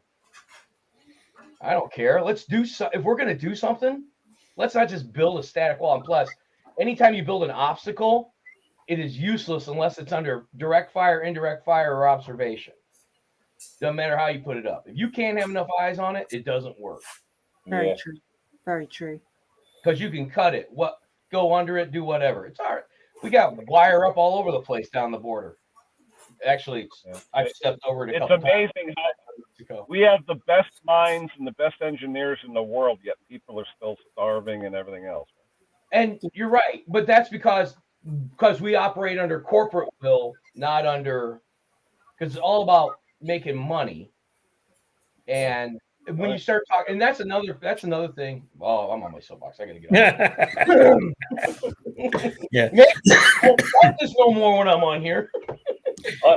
To be fair, I didn't even bring it up. I just kept quiet. Didn't even bring nothing out. It's you guys have got the plan. I was just keeping quiet. Yeah.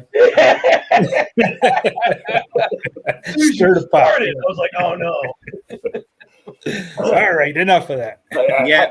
Have you ever lit the fuse and just thrown it in and walked out? That's the best way to do it. I'm usually the one going off. That's the problem. All I know is when Mick starts talking about helicopters, I have to shut up. It was only up for debate, Ken. It was only up for debate. That's all. Oh, here we go. Hey, I'll get visited by the black sedan, so I better watch. Yeah, you can't say nothing. No, it's Me, right. all my stuff. Video show up. I've been out long enough that it doesn't matter. The black Hemp sedan. farming is the answer. I don't have a problem with hemp farming.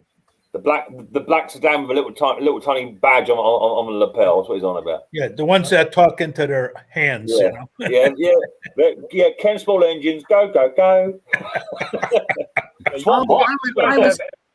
I was thinking for a minute then, has anyone seen the movie called The Car? Oh yeah. No. Yeah, that's black sedan. Well, yeah, no. But the black sedan meaning the government officials are going to be in your front door. Ah, okay. See, they don't show up as sedans anymore. It's showing as age. They show up in black Suburbans. Yeah. Suburban, yeah. Black Suburban with the black yeah. Ken, I just realised that there's like a camper van parked behind you with like a satellite dish on the top of it going around. What's that all about? He looked as well. He looked. Oh my god. You never know. Yeah. See, the police have their own vehicles that are supposed Is it to just me stealth. or does Henry audio? What's that? The police vehicles, you could tell which ones they are. Or because- Henry, your audio. Huh? What's the matter? Your audio is coming in choppy to me. Like I don't for 10 seconds. How's it coming to everybody else? It's all right for Mine, me. yeah. Can Yeah, hear you all right? I think it's your audio, and I think And then the lips moving. Have Amazon pulled up? yeah, Amazon showing up there No, there's no Amazon here yet. because I sound good to everybody else. I've got a package coming in the next few days. KGB equivalent. What's that parts? Very similar to KGB equivalent. No. More stuff from Teespring. Oh yeah. Yeah, I was gonna Okay. buy a cup from Lawnmower Detective. It was $19, but then after the shipping costs and taxes, it came out to almost $30. Really? For a cup or a mug? So I didn't buy it Yeah, that's expensive. for a plastic cup. Yeah. Yeah. Yeah. I don't know what mine's like for everyone. No idea. I don't like the system they have in Denmark, what Klaus was on about when you know anything sent to him, and that it sounds a right pain there getting stuff sent in. Word. What you want to do is get someone to buy it in a different country and then send it to him, so you can't miss the rigmarole, as they call it. Well, I asked him about that, and he says no. He says everywhere. I said, if the UK sends you something, are you going to get the same problem? And he goes, yeah. So, Oh God.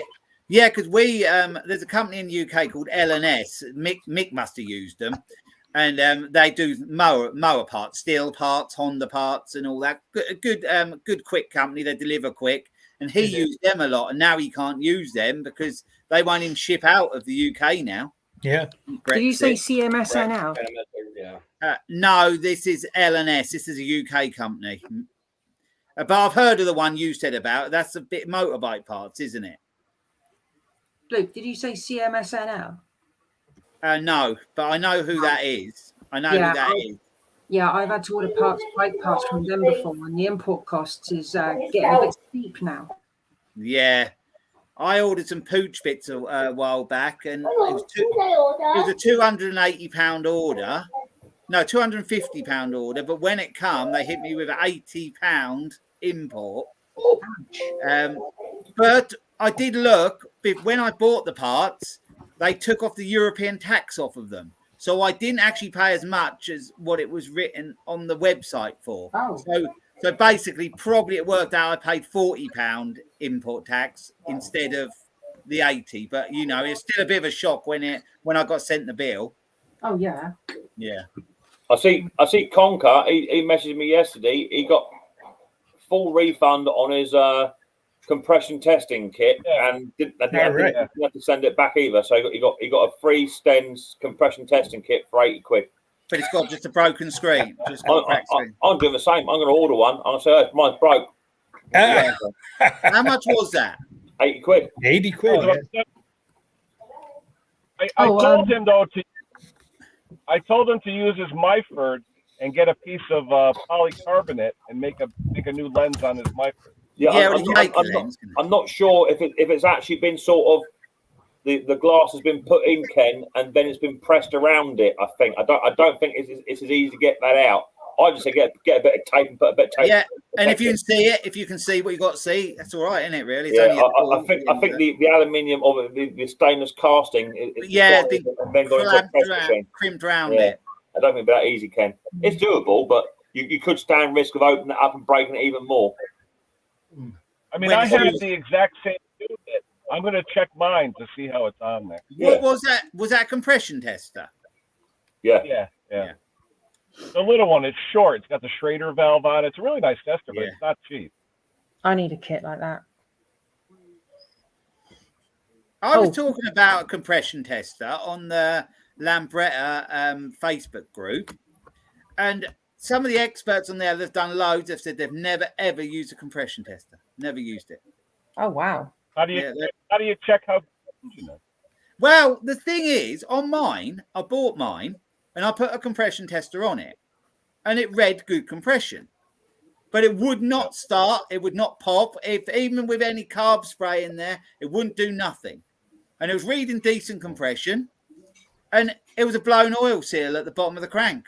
It just and it sucked all the oil in the bottom. If you watch my video of doing it, you'll see how black it all is in the bottom, and that was a problem. Yeah. So it didn't really indicate. I needed to do a vacuum pressure test. That's what I needed to do on that, and that's why I think that tool is much more important than a compression tester, really.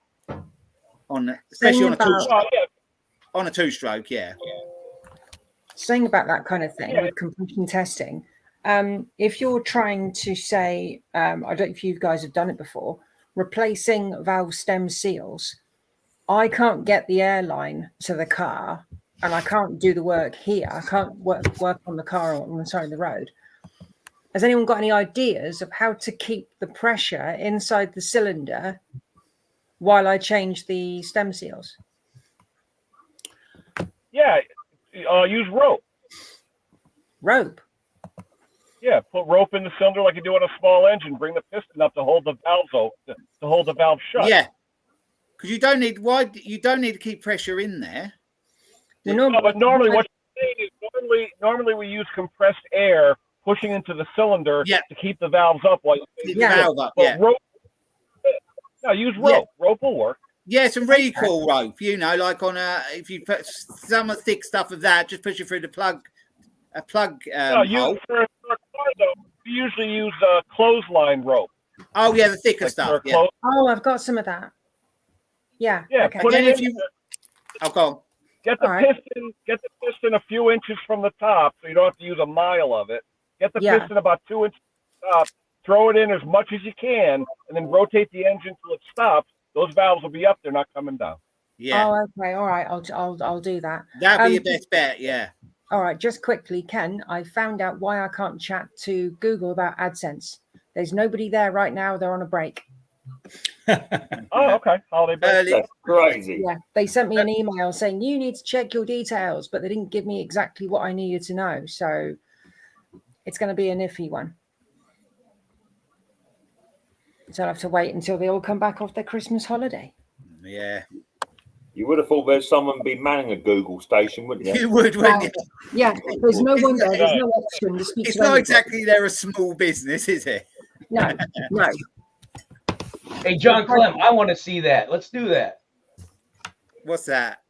Put on a long blue wig. Let's see that.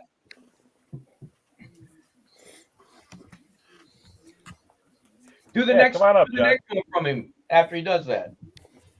He'll look like the male crypto. Yeah, and right after that, he goes meow.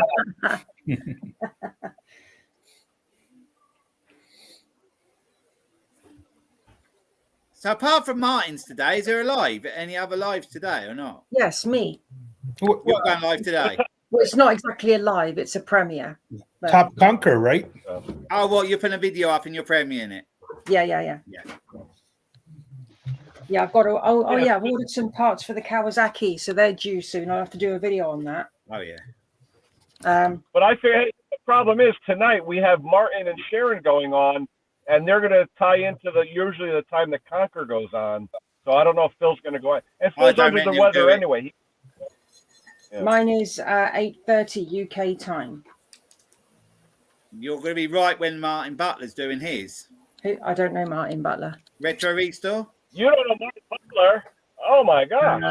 You're gonna probably. I don't know. Well, I suppose you might have some followers what he doesn't, but yeah, a lot of people will be on his in our community tonight. Okay. I was going to say, aside from mixed mowers, he's one of the most popular UK YouTubers. Can't you go a bit earlier, Simone? Like no, the only channel I know with that name is called Restored, and they're over in the States, and they find old cars and drag them out of bushes and stuff. Look up Retro Restore or Martin or Butler's Empire. Yeah. That's his channel. But Retro Restore. And what was the other one, Mick? What's the third one? Retro Hacks, Retro Restore, Butler's Empire. And then there's a son that's Project Man. All right, well, I can adjust it to say 6:30, but the video is just shy of an hour. Well, that would be better for you, I would imagine, if you do it an hour before there starts at 7:30. Because a lot of these people in the chat and that will be over there, I reckon. Yeah, change it to 6:30, Simone. You'll be better off. Okay, hang on. I'm just going to go into my studio and do some adjustments. Yeah, I know I'm going to be there at Martin's. Martin and Sharon are the best. I love watching them. Okay. Actually, I said on a stream the other day, I've been following Martin for 8 years. Well, he said how old he was on his birthday. I thought, no, I was following him when he... He's my age. Him and I are only about a month different in age. Well, I'm actually, about a month older than him. I realised I was following him when he was in his 40s, so it's even longer than 8 years. So I reckon I've been following him best on 10 years nearly. I reckon I've been following him for 10 years. I spent a few hours, well, I wouldn't say a few hours. I spent about, I'd say half an hour, 40 minutes going through all my old stuff, and I realised I hadn't put in things like tags and putting them in playlists and things. So did a bit of editing, even the titles of things. I just adjusted a few things. I'm not great with that. I do the tags. I don't put any of the cards in or anything to click on. I've done away with my intro at the moment because I'm not sure. Sometimes I think people go in and see the intro and it sometimes puts them off. I'm not sure. I'm just experimenting with that. I put mine back. But I've got to get one sorted for a bit later because I'm a bit slow just finishing it off, the video I wanted to put up today. Yeah.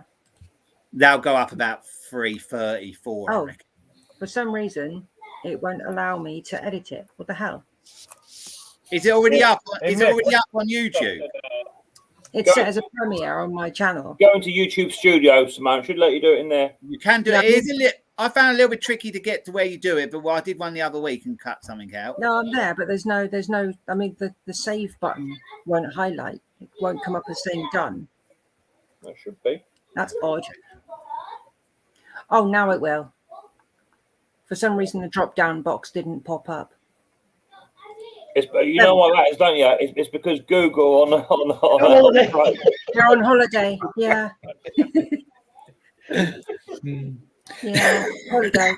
So yeah, 18:30 UK time.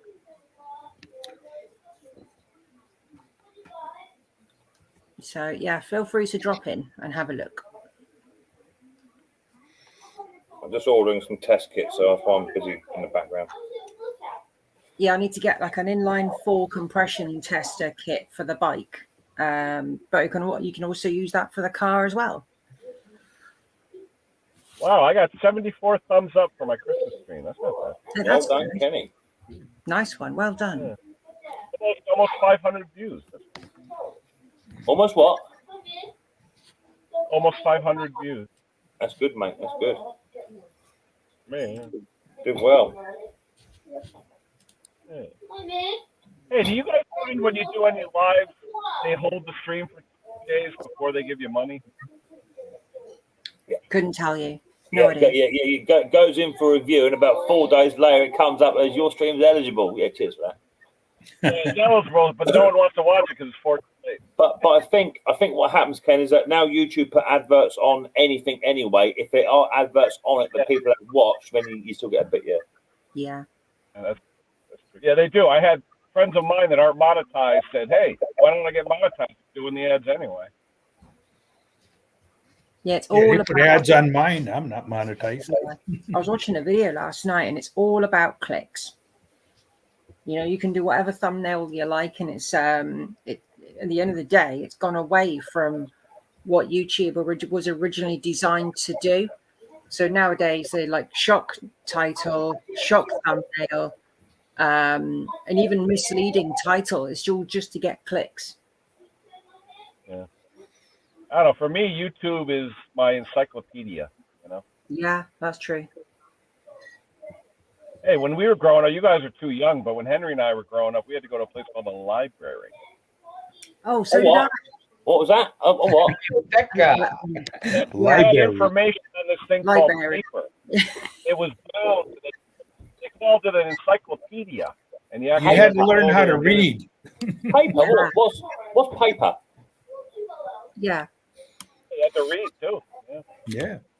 I remember. Hey, Henry, remember the Dewey system and the card files and all that? Yeah. Yeah. You Card ain't system. that old. There's a lot of us that had to use that. I wish I could find some of those They hook up in the cards. systems. Now the you kids know? go in on the computer. Blah, blah, blah. There was somewhere I worked when I was younger. I can't remember where it was now. And you had to go and you had a card and you had to push it into a machine to stamp it. Yeah. For the life of me, I cannot remember where it was. It's called The Job. It was a job, yeah. I had to brass in and brass out, and there ain't many people around who ever had to do that anymore. When you go to the job, you had to take your brass number ring, go from the outboard, take it to the inboard, put it on, and head into the job. Because if you had to evacuate, they used that brass to figure out who was actually on the job when they went and did head counts. Yep. And working on a natural gas powerhouse, sometimes we had to evacuate. In the machine shop, every time we were in the machine shop, every tool maker had their brass tag with their clock number on it. And if you had your machine set up, you put your brass tag on the machine. God forbid if someone touched your setup. Yeah. Yeah. Oh Yeah. my word. That's already bad. There's just found out there's protesters in London, anti-lockdown protesters. Oh, really? That'll help. Getting help. getting quite violent. Yeah. Yeah, it helped over here too, right? They're all going to jail. It helps lives. Yeah. Let's not get back on that start. Yeah. Oh, the rain. Don't want to talk about that. So, Spoons, what are you growing there? John Clement coming up. I'm just not shaving. I just decided I wasn't going to shave anymore. Oh, yeah. You're going to look like Tom Dobie with the white strips No, coming this is about 2 years old. It doesn't grow very long for me. Oh, is that right? What I had a young teacher say something about like men with beards, that's toxic masculinity. So I stopped shaving. So so I'm that guy. Okay. Why not? Because I come in, like I go to work in blue jeans and Carhartts or Dickies shirts, right? Because I work in a shop all the time with students. I had another teacher ask me why I never wore a shirt and tie. I'm like, because it killed me. She goes, well, it wouldn't kill you. I'm like, you're an idiot. I got spinning tools in there. My tie gets caught. I'm done. No, it doesn't happen. You have no idea what you're talking about. Yeah. when I went to Goodwood Technical School, we had to wear jackets and ties for theory, and Right. then we'd go into what we could wear whatever we want in shop, you know. Yep. But yeah, Well, we don't have anything provided like that anymore. You don't have a place to go change really, or things like that. That's all been pretty much done away with a while ago in schools. oh, So yeah. when I'm dealing with the high school, hey, I got high school kids to show up in flip flops to go weld. I'm like, no, and they're like, well, I'll be fine. I'm like, no. No. If you want to do that at home, go right ahead. Do whatever you want at home. That's between you and your parents. Here, Yeah. no. Well, safety flip flops. Mick has a pair of those. Yeah. Yeah, but Mick's not going to stand out there and weld in them. Yeah. Oh, yes, he will. is. Yeah, those are safety sliders. No, flip flop with sock. That's the killer with sock. Yeah. Well, Yeah, all the kids are doing that now too. That's the way kids wear them now. Yeah, Safety sliding socks. socks or Crocs and socks. Yeah, we used to be laughed at if we had socks on with And now they all do it because yeah. they don't want because of social media. Yeah. But like That's when the kids come in and they're gonna weld, one, they don't know anything, and they'll stand there and get hit. I'm like, why did you just let it all fall on you? Well, I didn't think. I'm like, yeah, you didn't. You got to know. That's right. Get out of the way, arrange it so that slag doesn't fall on you, if you can. I mean, I'm not putting them in any positions where they can't. It's not like they're welding upside down and like How you doing, Harkness? Yeah, I'm good. Hey, Harkness. Hi, Ken, Hank, Luke, Simone, I didn't even know teacher, that. and Mick. Hey, Mark. I didn't even know Mick had a welder. Try it now. Yeah, go stick welder. Ah, I'm doing my Christmas shopping. I'm buying car parts. To be fair, I don't do a lot because if the mower needs too much work, the profit comes out of it. So I like to just turn and burn, flip and get them out. You know what I mean? So and that makes sense. A stick welder's harder to weld with on that thinner metal yeah, than a wire Yeah. feed. Yeah. Big. I repair very few steel decks unless it's really worth it. Yeah, exactly. I mean, very- over here in the UK, you can weld a 2 mil plate over a hole, clean it all up, make it look nice. But if someone sees, it's been welded, nah, not interested. I get it. But like where I live, there's a lot of farmers in the area. Where I live, lots of cornfields, lots of in the overall area, not out it's in our like that suburbs. here where I live. So, like, everybody welds their stuff. It's like it's a normal. Yeah. I mean, you know what it's like. You know, us British people. If it isn't brand new with a guarantee, we don't want it. You know, we'd rather go and buy brand new. People are like, but my own stuff, I'll weld my own stuff up and just get the maximum use out of it. You know. Yeah, well, like at the high school, we had some people bring some mower decks in. I had kids weld it up and put them back out for a donation, since we can't actually put prices on because that's against the rules. So it had to be donation, and we used it to buy pizza. But we do things like that for people. I had a guy tell me he can't weld cast iron, and Nickel. It's hard to weld. Is it hard? It's hard to weld, isn't it? Cast iron. Right, difficult. Yeah, they have a new rod that you run it. You got to run it once and then run it right the second time, and that cast iron will be solid as rock. What I have found Something called stitching. It's just a bit flat, my hair at the moment. Yeah, I saw preheat people the cast doing iron. that. That's you have to preheat cast iron. Yeah, You can't weld it cold. And you got to cool it. You got to cool it slow with a blanket. It doesn't crack.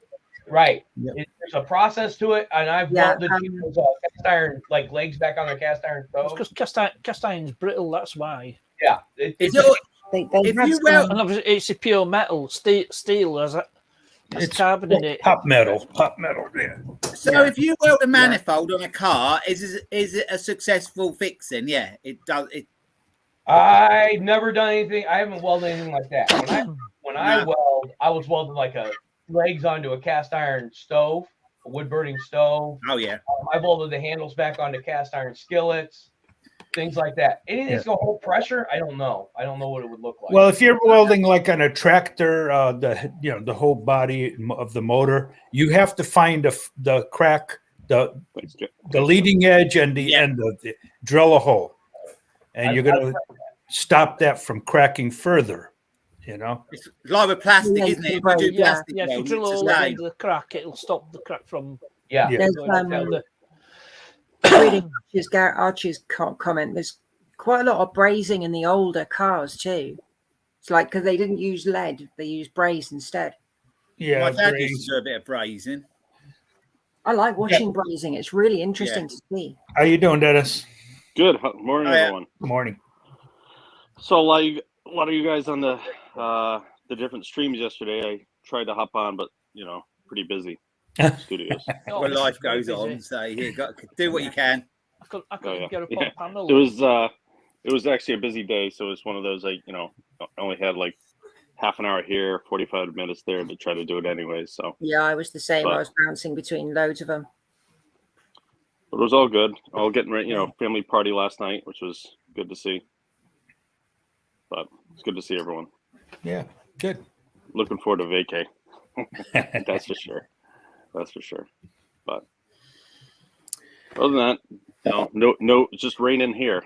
Yeah, it's raining. Really, what it's like up here. In the UK here today, it's really misty and quite foggy, and really damp. It's overcast here today. Yeah, I got some of the tractors ready for snow, but nothing yet. Yeah, mine's much the same as yours, Parknest. It's much the same. But as there that. you go. Yeah. Yeah, you're foggy over there. Yeah, we are. I'm over 100 miles away from you. Yeah, we look about the same out here. About 130. London fog.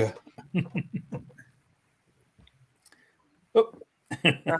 Okay, so it's so I know Seattle gets a bad rap for rain when they actually have, I think, less rain than Boston, but what they have is heavy overcast a lot. How's the UK? How are you on a yearly basis for rain versus just overcast? I have quite a bit of rain. We do have quite a bit of rain, and a lot of the days are overcast as well. We in the last few years we've had some decent sort of summers, but our winters basically, I find where I am, I'm more in the south. It's just basically rain, wet, and damp. We don't really get much snow. A bit of ice, but it isn't.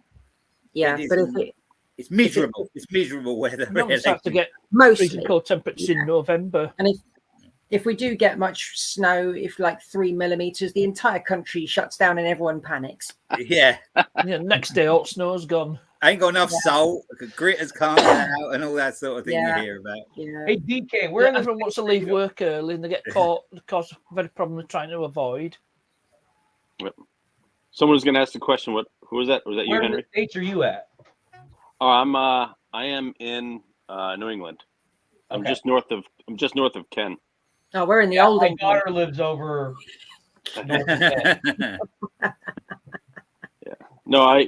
So I've had years where I've put all my snowblowers on my stuff on my tractor and not even had to use it. And we had 1 year back in 2014 where we had 100 inches of snow and we ran out of spaces for it. So it can be, it's different years every year. It's funny, like we'll sit there and laugh about, the South freaking out about an inch or two, but then Buffalo will laugh about us, when we shut down for 8 inches. Yeah. And then, obviously Canada laughs at Buffalo when they get, they complain about a foot. Yeah. Amazon. Oh, yeah. There they come. They're all coming. Well, the last decent bit of snow we really had here was in 2018, I think it was, when it Beast from the East. We had that. And that was, in recent years, the last time I remember any decent amount of snow. It was a good few inches, and that's quite a lot for us. I do remember London did get quite a lot of snow, and it basically shut down. Yeah, because I went out on some roads, unless you had a 4-wheel drive, you couldn't get past them. Yeah. Now, what's your, what are your highs in the summer and what are your lows in the winter as far as temperature? Get ready to convert. I think Yeah. I'm used Where to it. I live, About 30 Celsius. Yeah, we Yeah, get up to well, that's 30 the Celsius. max.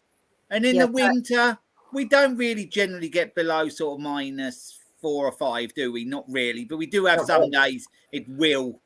0 degrees Celsius is 32 Fahrenheit. That was generally off the top of my There's a head. difference, I think, for me, Luke, because I don't just work off of air temperatures. So, within my job, so we see temperatures about -14 in down this neck of the woods, with regards to like the rail temperatures and what have you. So Yeah. we get about -14. The sort of ground temperature. Yeah. Yeah, we'll do. I mean, we've in New England, we've had spots every once in a while. We'll get up to 37°C, and we'll go down to say -18°C. Well, I live near quite near to Cambridge, and a couple of years ago we got the hottest ever temperature here. That was 38.5 since records begun. That's the hottest we've had. 38.5. That was a scorcher. That was. Yeah. I think 2018. I remember I was going to go and get some fuel, and I was sat in the queue, and it was horrendous. I had the aircon on, and it wasn't doing anything. We're quite the Rover because we work outside. We're acclimatized to it as it sort of tends to get warmer. But then sometimes you get this day that just hits you. Yeah. And we work on that day. We worked till midday, and it was just too hot. Yeah, I've always been, growing up, I worked on a nursery, tree nursery, farms, landscape design, and I did it for 8 years. And it was, once you're out in it, you acclimate to it, and you're just used to it. Once I started doing, office jobs, so to speak, it's just the transition just kills you. Yeah, it's murder. But I worked out in Vegas for 20 years, and I'll tell you what, you just don't acclimate to that damn summer sometimes. No. 110 is 110, no matter where you are. Anything over 110 is the same. It just feels the same. But it's humid. Yeah, right. So that's why I say turn on the oven. That's dry heat too. Stick your head in there for about 8 hours. Yeah. I used to travel down to Puerto Rico all times of the year, and so going down in like a January, February, you'd get off the plane, you'd feel the skyway would be warm, but then once you walked out to go over to Hertz or the rental car, it would like smack you in the face, like unbelievable, just the heat and the humidity. It was just What's the temperature here today? 5 degrees. Let's have a look. Ours is 3 degrees fog here. Yeah, we got 37 degrees here. I'm -1°C here. 7 Celsius. What are here. you degrees, Henry? What would that be? What's that? 37 degrees for us here. In Celsius. Celsius. 2. I have to look at the Celsius. We go to the different things again. How many feet and inches is that? Right. How many hands high? Yeah. I'll start with that too. 37 Celsius. Hey, Ralph. It's right. 2 Celsius for 40 degrees. That's about three and a half furlongs. Is that how many parsecs is that? Oh, there we go. Nice. Nice. Wait, how many cubits? Cubits, yeah. Oh, yeah. This is. Oh, yeah. Nice. There you go. Nice. That's not the temperature now, but that's your Celsius. Oh, yeah. Yeah, pretty warm where you are, Henry. Yeah. It's 2 degrees Celsius here. That's just a picture of a thermometer. He doesn't really live where he lives. He lives in some tropical place, really. That's how hot it was in the summer. Anything's tropical compared to here. What do you? Ken. What's the hottest? Hi, Ralph. What's the hottest you get where you are? About 104. So what's that in Celsius? Do you know? 40. 40°C. Yeah, about 40. Too warm for us. Too warm for me. Yeah, I know it's 40°C because products that I work on, we have a temperature dot that's 104 and 40°C. So yeah, 30°C, and I'm struggling. We get quite a few days now in the summer. In recent years, we go over 30. I've noticed. When I was in Turkey, one year, it was 38 degrees at night time. It was toasty. Oh, it was warm, man. Oh, that's we lost wages. Melting. I tell you what, our daughter went on a school trip a few years back, and we nipped over to France, more nearer the south of France, for a few days while she was on a school trip. And it was in the summer. I remember Wimbledon was on, so it was in the sort of June sort of July. June, July. Yeah, we got off the plane and it just hit us. It was about 38 degrees then. Well, that's the vineyard area, right? That's where they grow a lot of grapes. It was actually Bergerac, which is not south of France, but it's midway down. It's a fair drop lower than Bergerac a detective. He was, yeah. But that was sorry, I couldn't help out. That was in Jersey. He was a detective in Jersey. Yeah, it was. Yeah. The Bergerac just popped into my head. They have a lot of lavender fields out there too. Yeah, they do. Yeah. Bergerac was quite a nice place. It wasn't very cheap, but it was quite a nice place. There was a place I wanted to visit when I was younger, but I wouldn't be able to stand the heat. I always wanted to go to Corsica. I want to go to Corsica. I'll tell you what I saw. I saw there's a couple that got a Land Rover and they go camping and that on YouTube. And they drove down from the Netherlands, drove through France and then went across on a ferry to Corsica and drove round there in their Land Rover around Corsica. I thought that looked a great trip. Yeah. Nice. They had the roof tent and everything on the Land Rover. Yeah. Great. Nice. Hey Mick, I saw your video on the huge haul. What's your? I don't know if you said it in the video. I might have missed it. What's your intention for all those? Are you flipping them all? Hell yeah! I might keep one. There's one or two 20-inch ones over there, which is just the right size for my garden. So I may try and keep one, but I've gone in halves with a friend of mine, Pete. But those are brand new, right? Like there's not many of them you can see them from space. Some of those are brand new from space. Well, they're not brand new. They're all between 1996 to about 2009, maybe 10. Yeah. When did they start making them?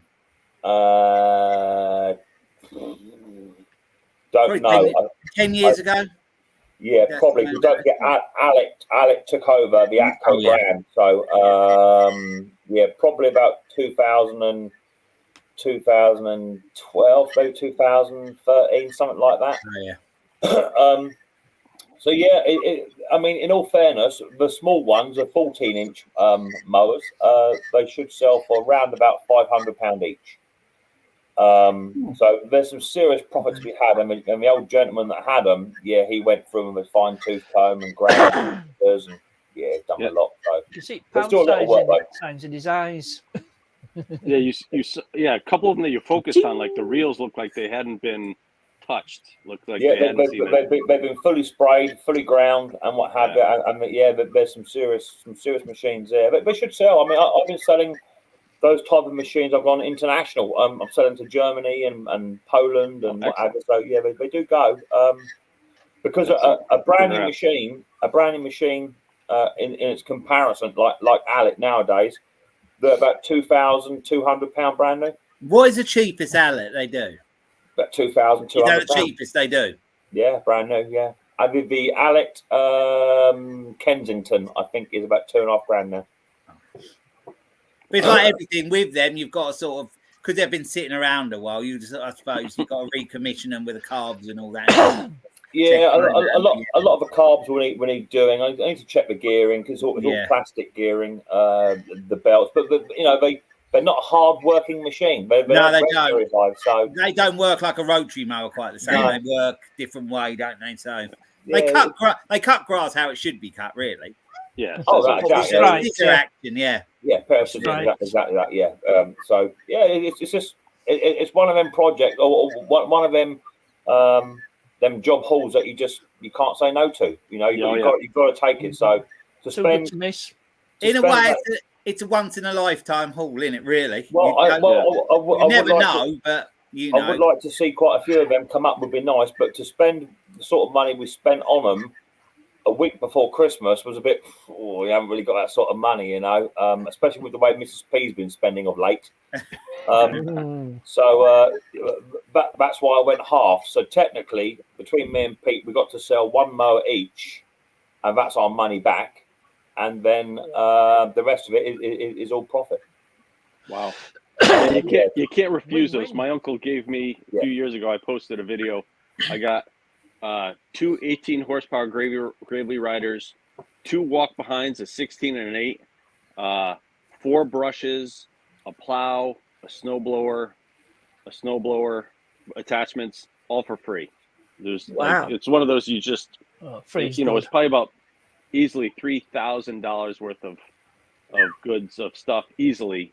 That the cylinder attachments, because you can buy the Scarra 5e area, all that sort of attachment, you can buy them separately. They don't come as stock as a stock part. They're all a brand new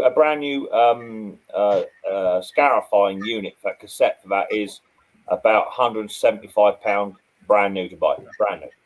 Just a cassette to take out and put another one in. I've had some of the cassettes, and if they're in good nick and second hand, clean them up, pressure wash them down, they sell in a day or so for 125 quid. Yeah, easy, all day long. Yeah, all day long. Yeah. Are lawns? They're having a really nice lawn is definitely a bragging point here in the States. Is that big over there? Yeah, big. Yeah, big. But you see very few real flat lawns, to be honest. People that buy one of their mowers know they want their lawn flat and nice, and they know that buying one of them will cut it right. I think the advantages with that type of cylinder, though, Luke, is that the Atco barrel malt is quite forgiving. So it will deal with a few bumps and lumps. It hasn't got to be immaculate. You don't have to go around leveling. But if you've got any divots, big. After a while, where you keep rolling it, eventually it'll all pan itself out. So, it's a once in a lifetime. I couldn't take it down. It had to be taken. So I did it. I saw a video. Someone else posted a video. It's just like it's kind of a savage move to like make your grass look greener than the neighbors. Basically, when you have a property line that you share the line where the line is you have 2 lawns butting up. He basically put a piece of cardboard on the outside of his fertilizer spreader, so the fertilizer would drop right on the line. Yeah, and you would make a crisp green line on your side, and the other line would not be green. Yeah, I'm like that's savage move. Stumpy said, "I seem to remember you making a video saying you may stop doing the cylinders. It's only certain cylinders, Stumpy, because the Quocast cylinder down my neck of the woods, they're not expensive to buy brand new, and they don't sell very well for good money unless it's a bigger one. The 14S Quocast, you can pick them up for 25, 30 pounds all day long. You're better off breaking them, like taking the top handle off, selling all the cables and that with it, and sell it. You can get 25, 30 pounds just for that. Yeah. And things like that, and the recoil, and I break them if I get them. Actually, I've sold the cylinder bits off them for £35. Not a lot of money, but it's £35, isn't it? The Quocast cylinder will fit the Suffolk Punch, and will fit the Atco barrel mower as well. So I think I sold mine. I think it was to the person that reground them. So obviously he was buying it, regrinding it, painting it, and putting it out for 100 quid probably. Yeah. Which I don't mind. The Atco barrel mower before Alec took over was in everyone's eyes in the UK the Rolls Royce of cylinder mowers of its time. Whereas, if you go back up into the 60s and late 60s, 70s, you had the Ransom Marquis, you had the Suffolk Punch, and all that style of machine. The Ransom again was ahead of its time, and again that had the Rolls Royce engine on it. So, as time is evolving again, now the companies like Dennis, Alec, Westerns, and what have you, they're all level paring it now. But I think Alec have now got the edge.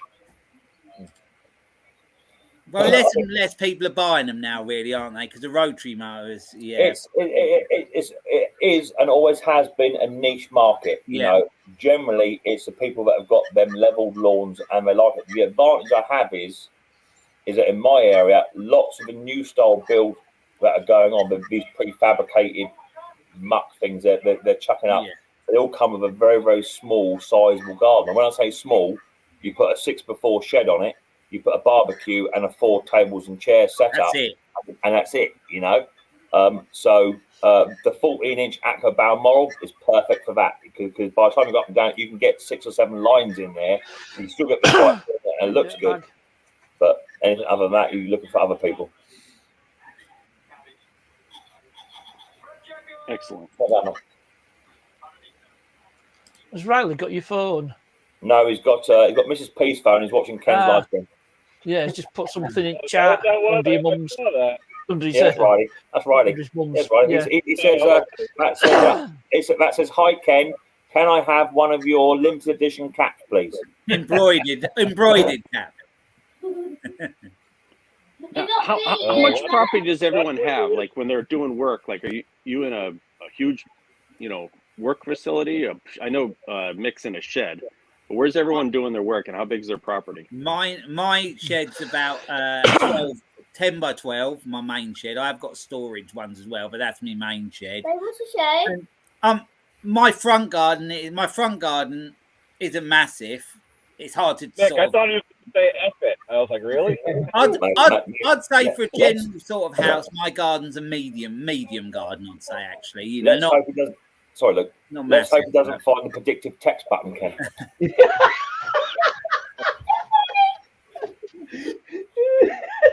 Or he may even find the super chat button. You never know. I am working on getting a bigger unit though to work in. I am thinking Excellent. about that. Yeah, I am. That's what I'd like. I'd get onto the cars and that then I could do more of that sort of stuff. Yeah. Eventually, I want to get. I only have I have about an acre of property, but I can only utilize about half of it because the rest is all conservation land. Oh yeah. My shed that I work in is 10 feet by 23 feet. Yeah. Half of it's storage ish, and then the other half I can small workspace in with storage. Yeah. But yeah, my biggest problem is it's my just shed doing isn't random insulated, characters so now. in the winter it's brutal to work in it, and stuff if it's not coated in WD-40 rusts up. Yeah. So. My shed's my shed is about 6 feet by 2. I think we're all in that same boat, though. Nice. Yeah. Nice. Yeah, it's one of those things I gotta just start figuring out how I want to get something bigger. Yeah, the thing is, storage places or places to work. There's a lot of farms around me. I'm in the rural area, but as soon as you show interest, they want quite a lot of money to rent them. So, it's okay. Who timed out Riley? Not me. What? Oh, Thomas. I'll show you how shed I have.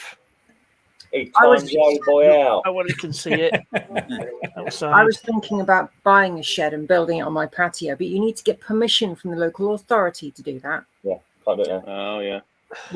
Yeah, there's every place is different. Like when I had my farm, I could build as big of a shed or as many as I want where I wanted them.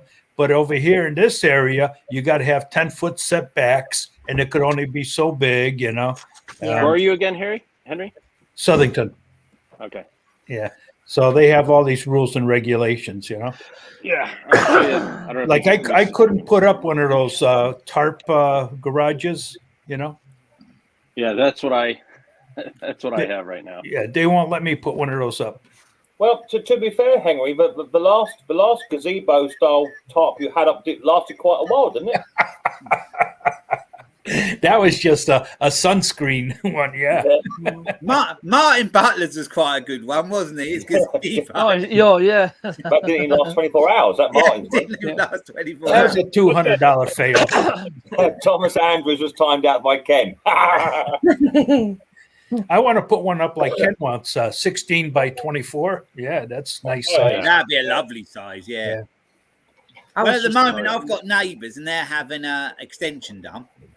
And I wish I've got the space aside, but I couldn't afford it. But I'd love to have a garage, big double garage, even a bit more than a double garage, and then have the room above it, and it'd be lovely. Yeah. I've got a garage, but it's like in a row of other garages. It's only big enough for one car, and you've got no storage in there at all. There's no power, no nothing. No, I've got two of them. That's They're the like problem, ex-council garages or cancel garages, are they? Yeah, council garages. Council lockups. Yeah, mine. I've got two. My Subaru's in one, and the other's full of mowers and junk, which it's all costing me a month. But what I do with it's like I think I pay. I think it's like £20 a month for my garage. Mine's a bit more than that. Yeah, my dad was on 2.5 acres, one county over, and there's no rules. Only thing you have inspected out there is the septic tank and the well. Wow. No other inspections done. Yeah. He had a 40 by 60 pole barn we worked out of. He had another pole barn and a car crew we converted into another garage. That's he nice. sold it, moved to Georgia, so I don't have access to that anymore. I lost a lot of working space. Where are you now? Up in Ohio. Okay. My dad has a decent setup where he is. He lives like in the middle of fields, and he's got a fair bit of outside space. But the thing is, he's like me. He hoards stuff like me, so there's no room. There's no room. It's collecting. It's not hoarding. Yeah. Yeah, I have That's a why separate that's why I just tell for my Laura, I parts. just when I buy something, I just say it's either to sell on or it's an asset. It's an asset. Well, I mean, I noticed. I mean, a lot of guys who. I mean, it's not just isolated to Gravely's, but certain ones where you're looking for a specific part. It's cheaper to buy like an entire tractor for one part than it is to just go buy that one part. Yeah. You get supplies, so that's why like a lot of us who collect Gravely's have so many attachments and so many tractors. Is like you're looking for one specific part, and you basically grab instead of like something that would be $100, you paid $200 and got a lot of stuff. Yeah. Well, yeah. I've just seen. And you still need to get one. I know that one that Ralph kept you away from, but you still got to grab one. That's. Yeah, I'm glad I talked to him though, because I didn't know it was a hybrid. Yeah, I mean, if you're looking for something very specific, what do you want to do with it? Plow? I just want to plow with it, so I'll take a little 8-horse two-wheeler. I don't care. Yeah. Yep. What, a Gravely, Ken? Yeah, he wants to get one. Yeah, well, I'd like to walk behind Gravely with a plow on it. I just like the way they are. I just like them, But I'd like to get a newer one with a Kohler K181, a decent one with an electric starter and all that. Yeah. Yeah, I got one. I got the Pro 8. Big money, those things. Big money. Yeah. Well, I mean, the old.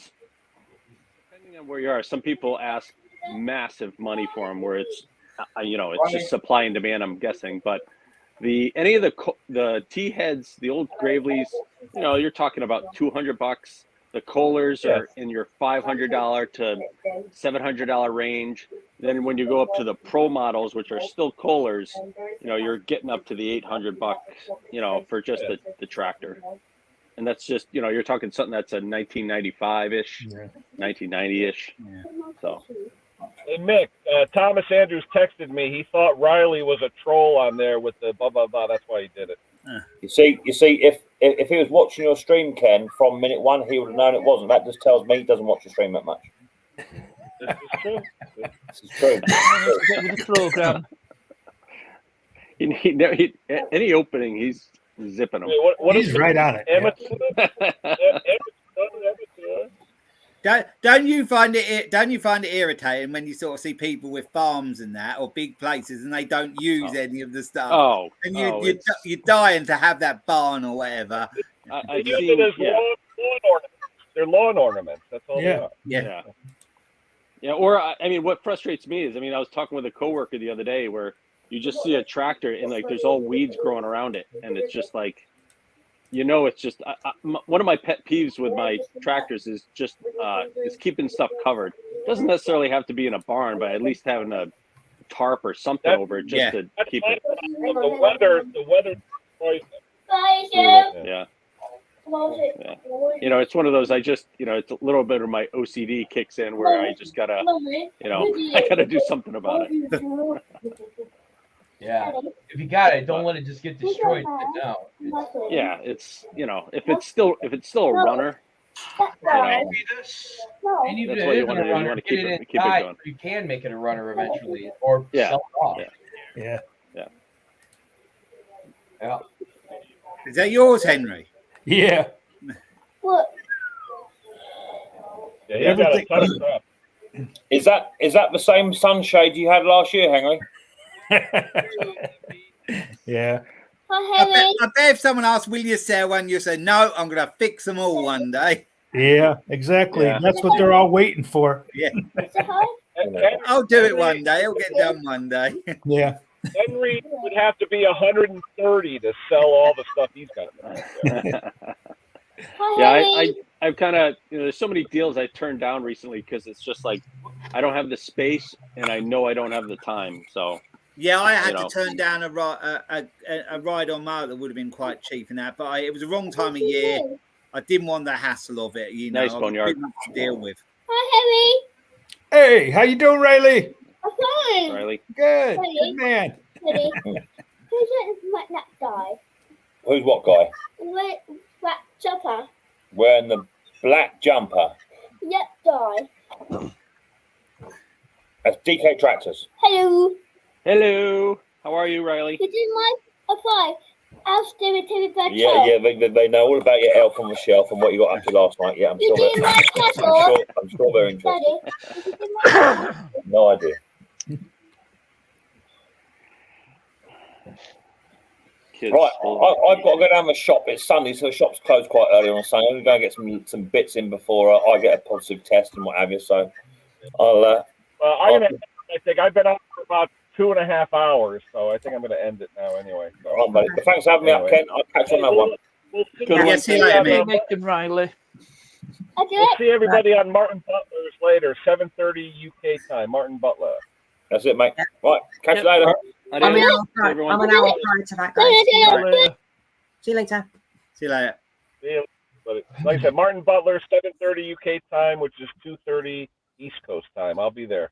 Should be See, that's my current unit at the moment. Look at all that lot. Yeah. Wow. Yeah, another pile. Well, I got a big pile. I don't have anywhere to put it. That's the problem. Yeah. I'm going to Although auction. I did clean out the garage a little bit. I got room for some push mowers in there. But now I'm torn between selling my Harley Davidson or not. If I sell my Harley, I'll have a lot more room. Yeah. Look at You that, want look, conquer. You got to get rid of that motorcycle. Yeah. I haven't ridden it in 3 years. Dang, Luke. Yeah, you got a lot of crap, Luke. Holy cow. What is it? Is that in the shed? What is that? No, that's my storage unit I rent. Wow.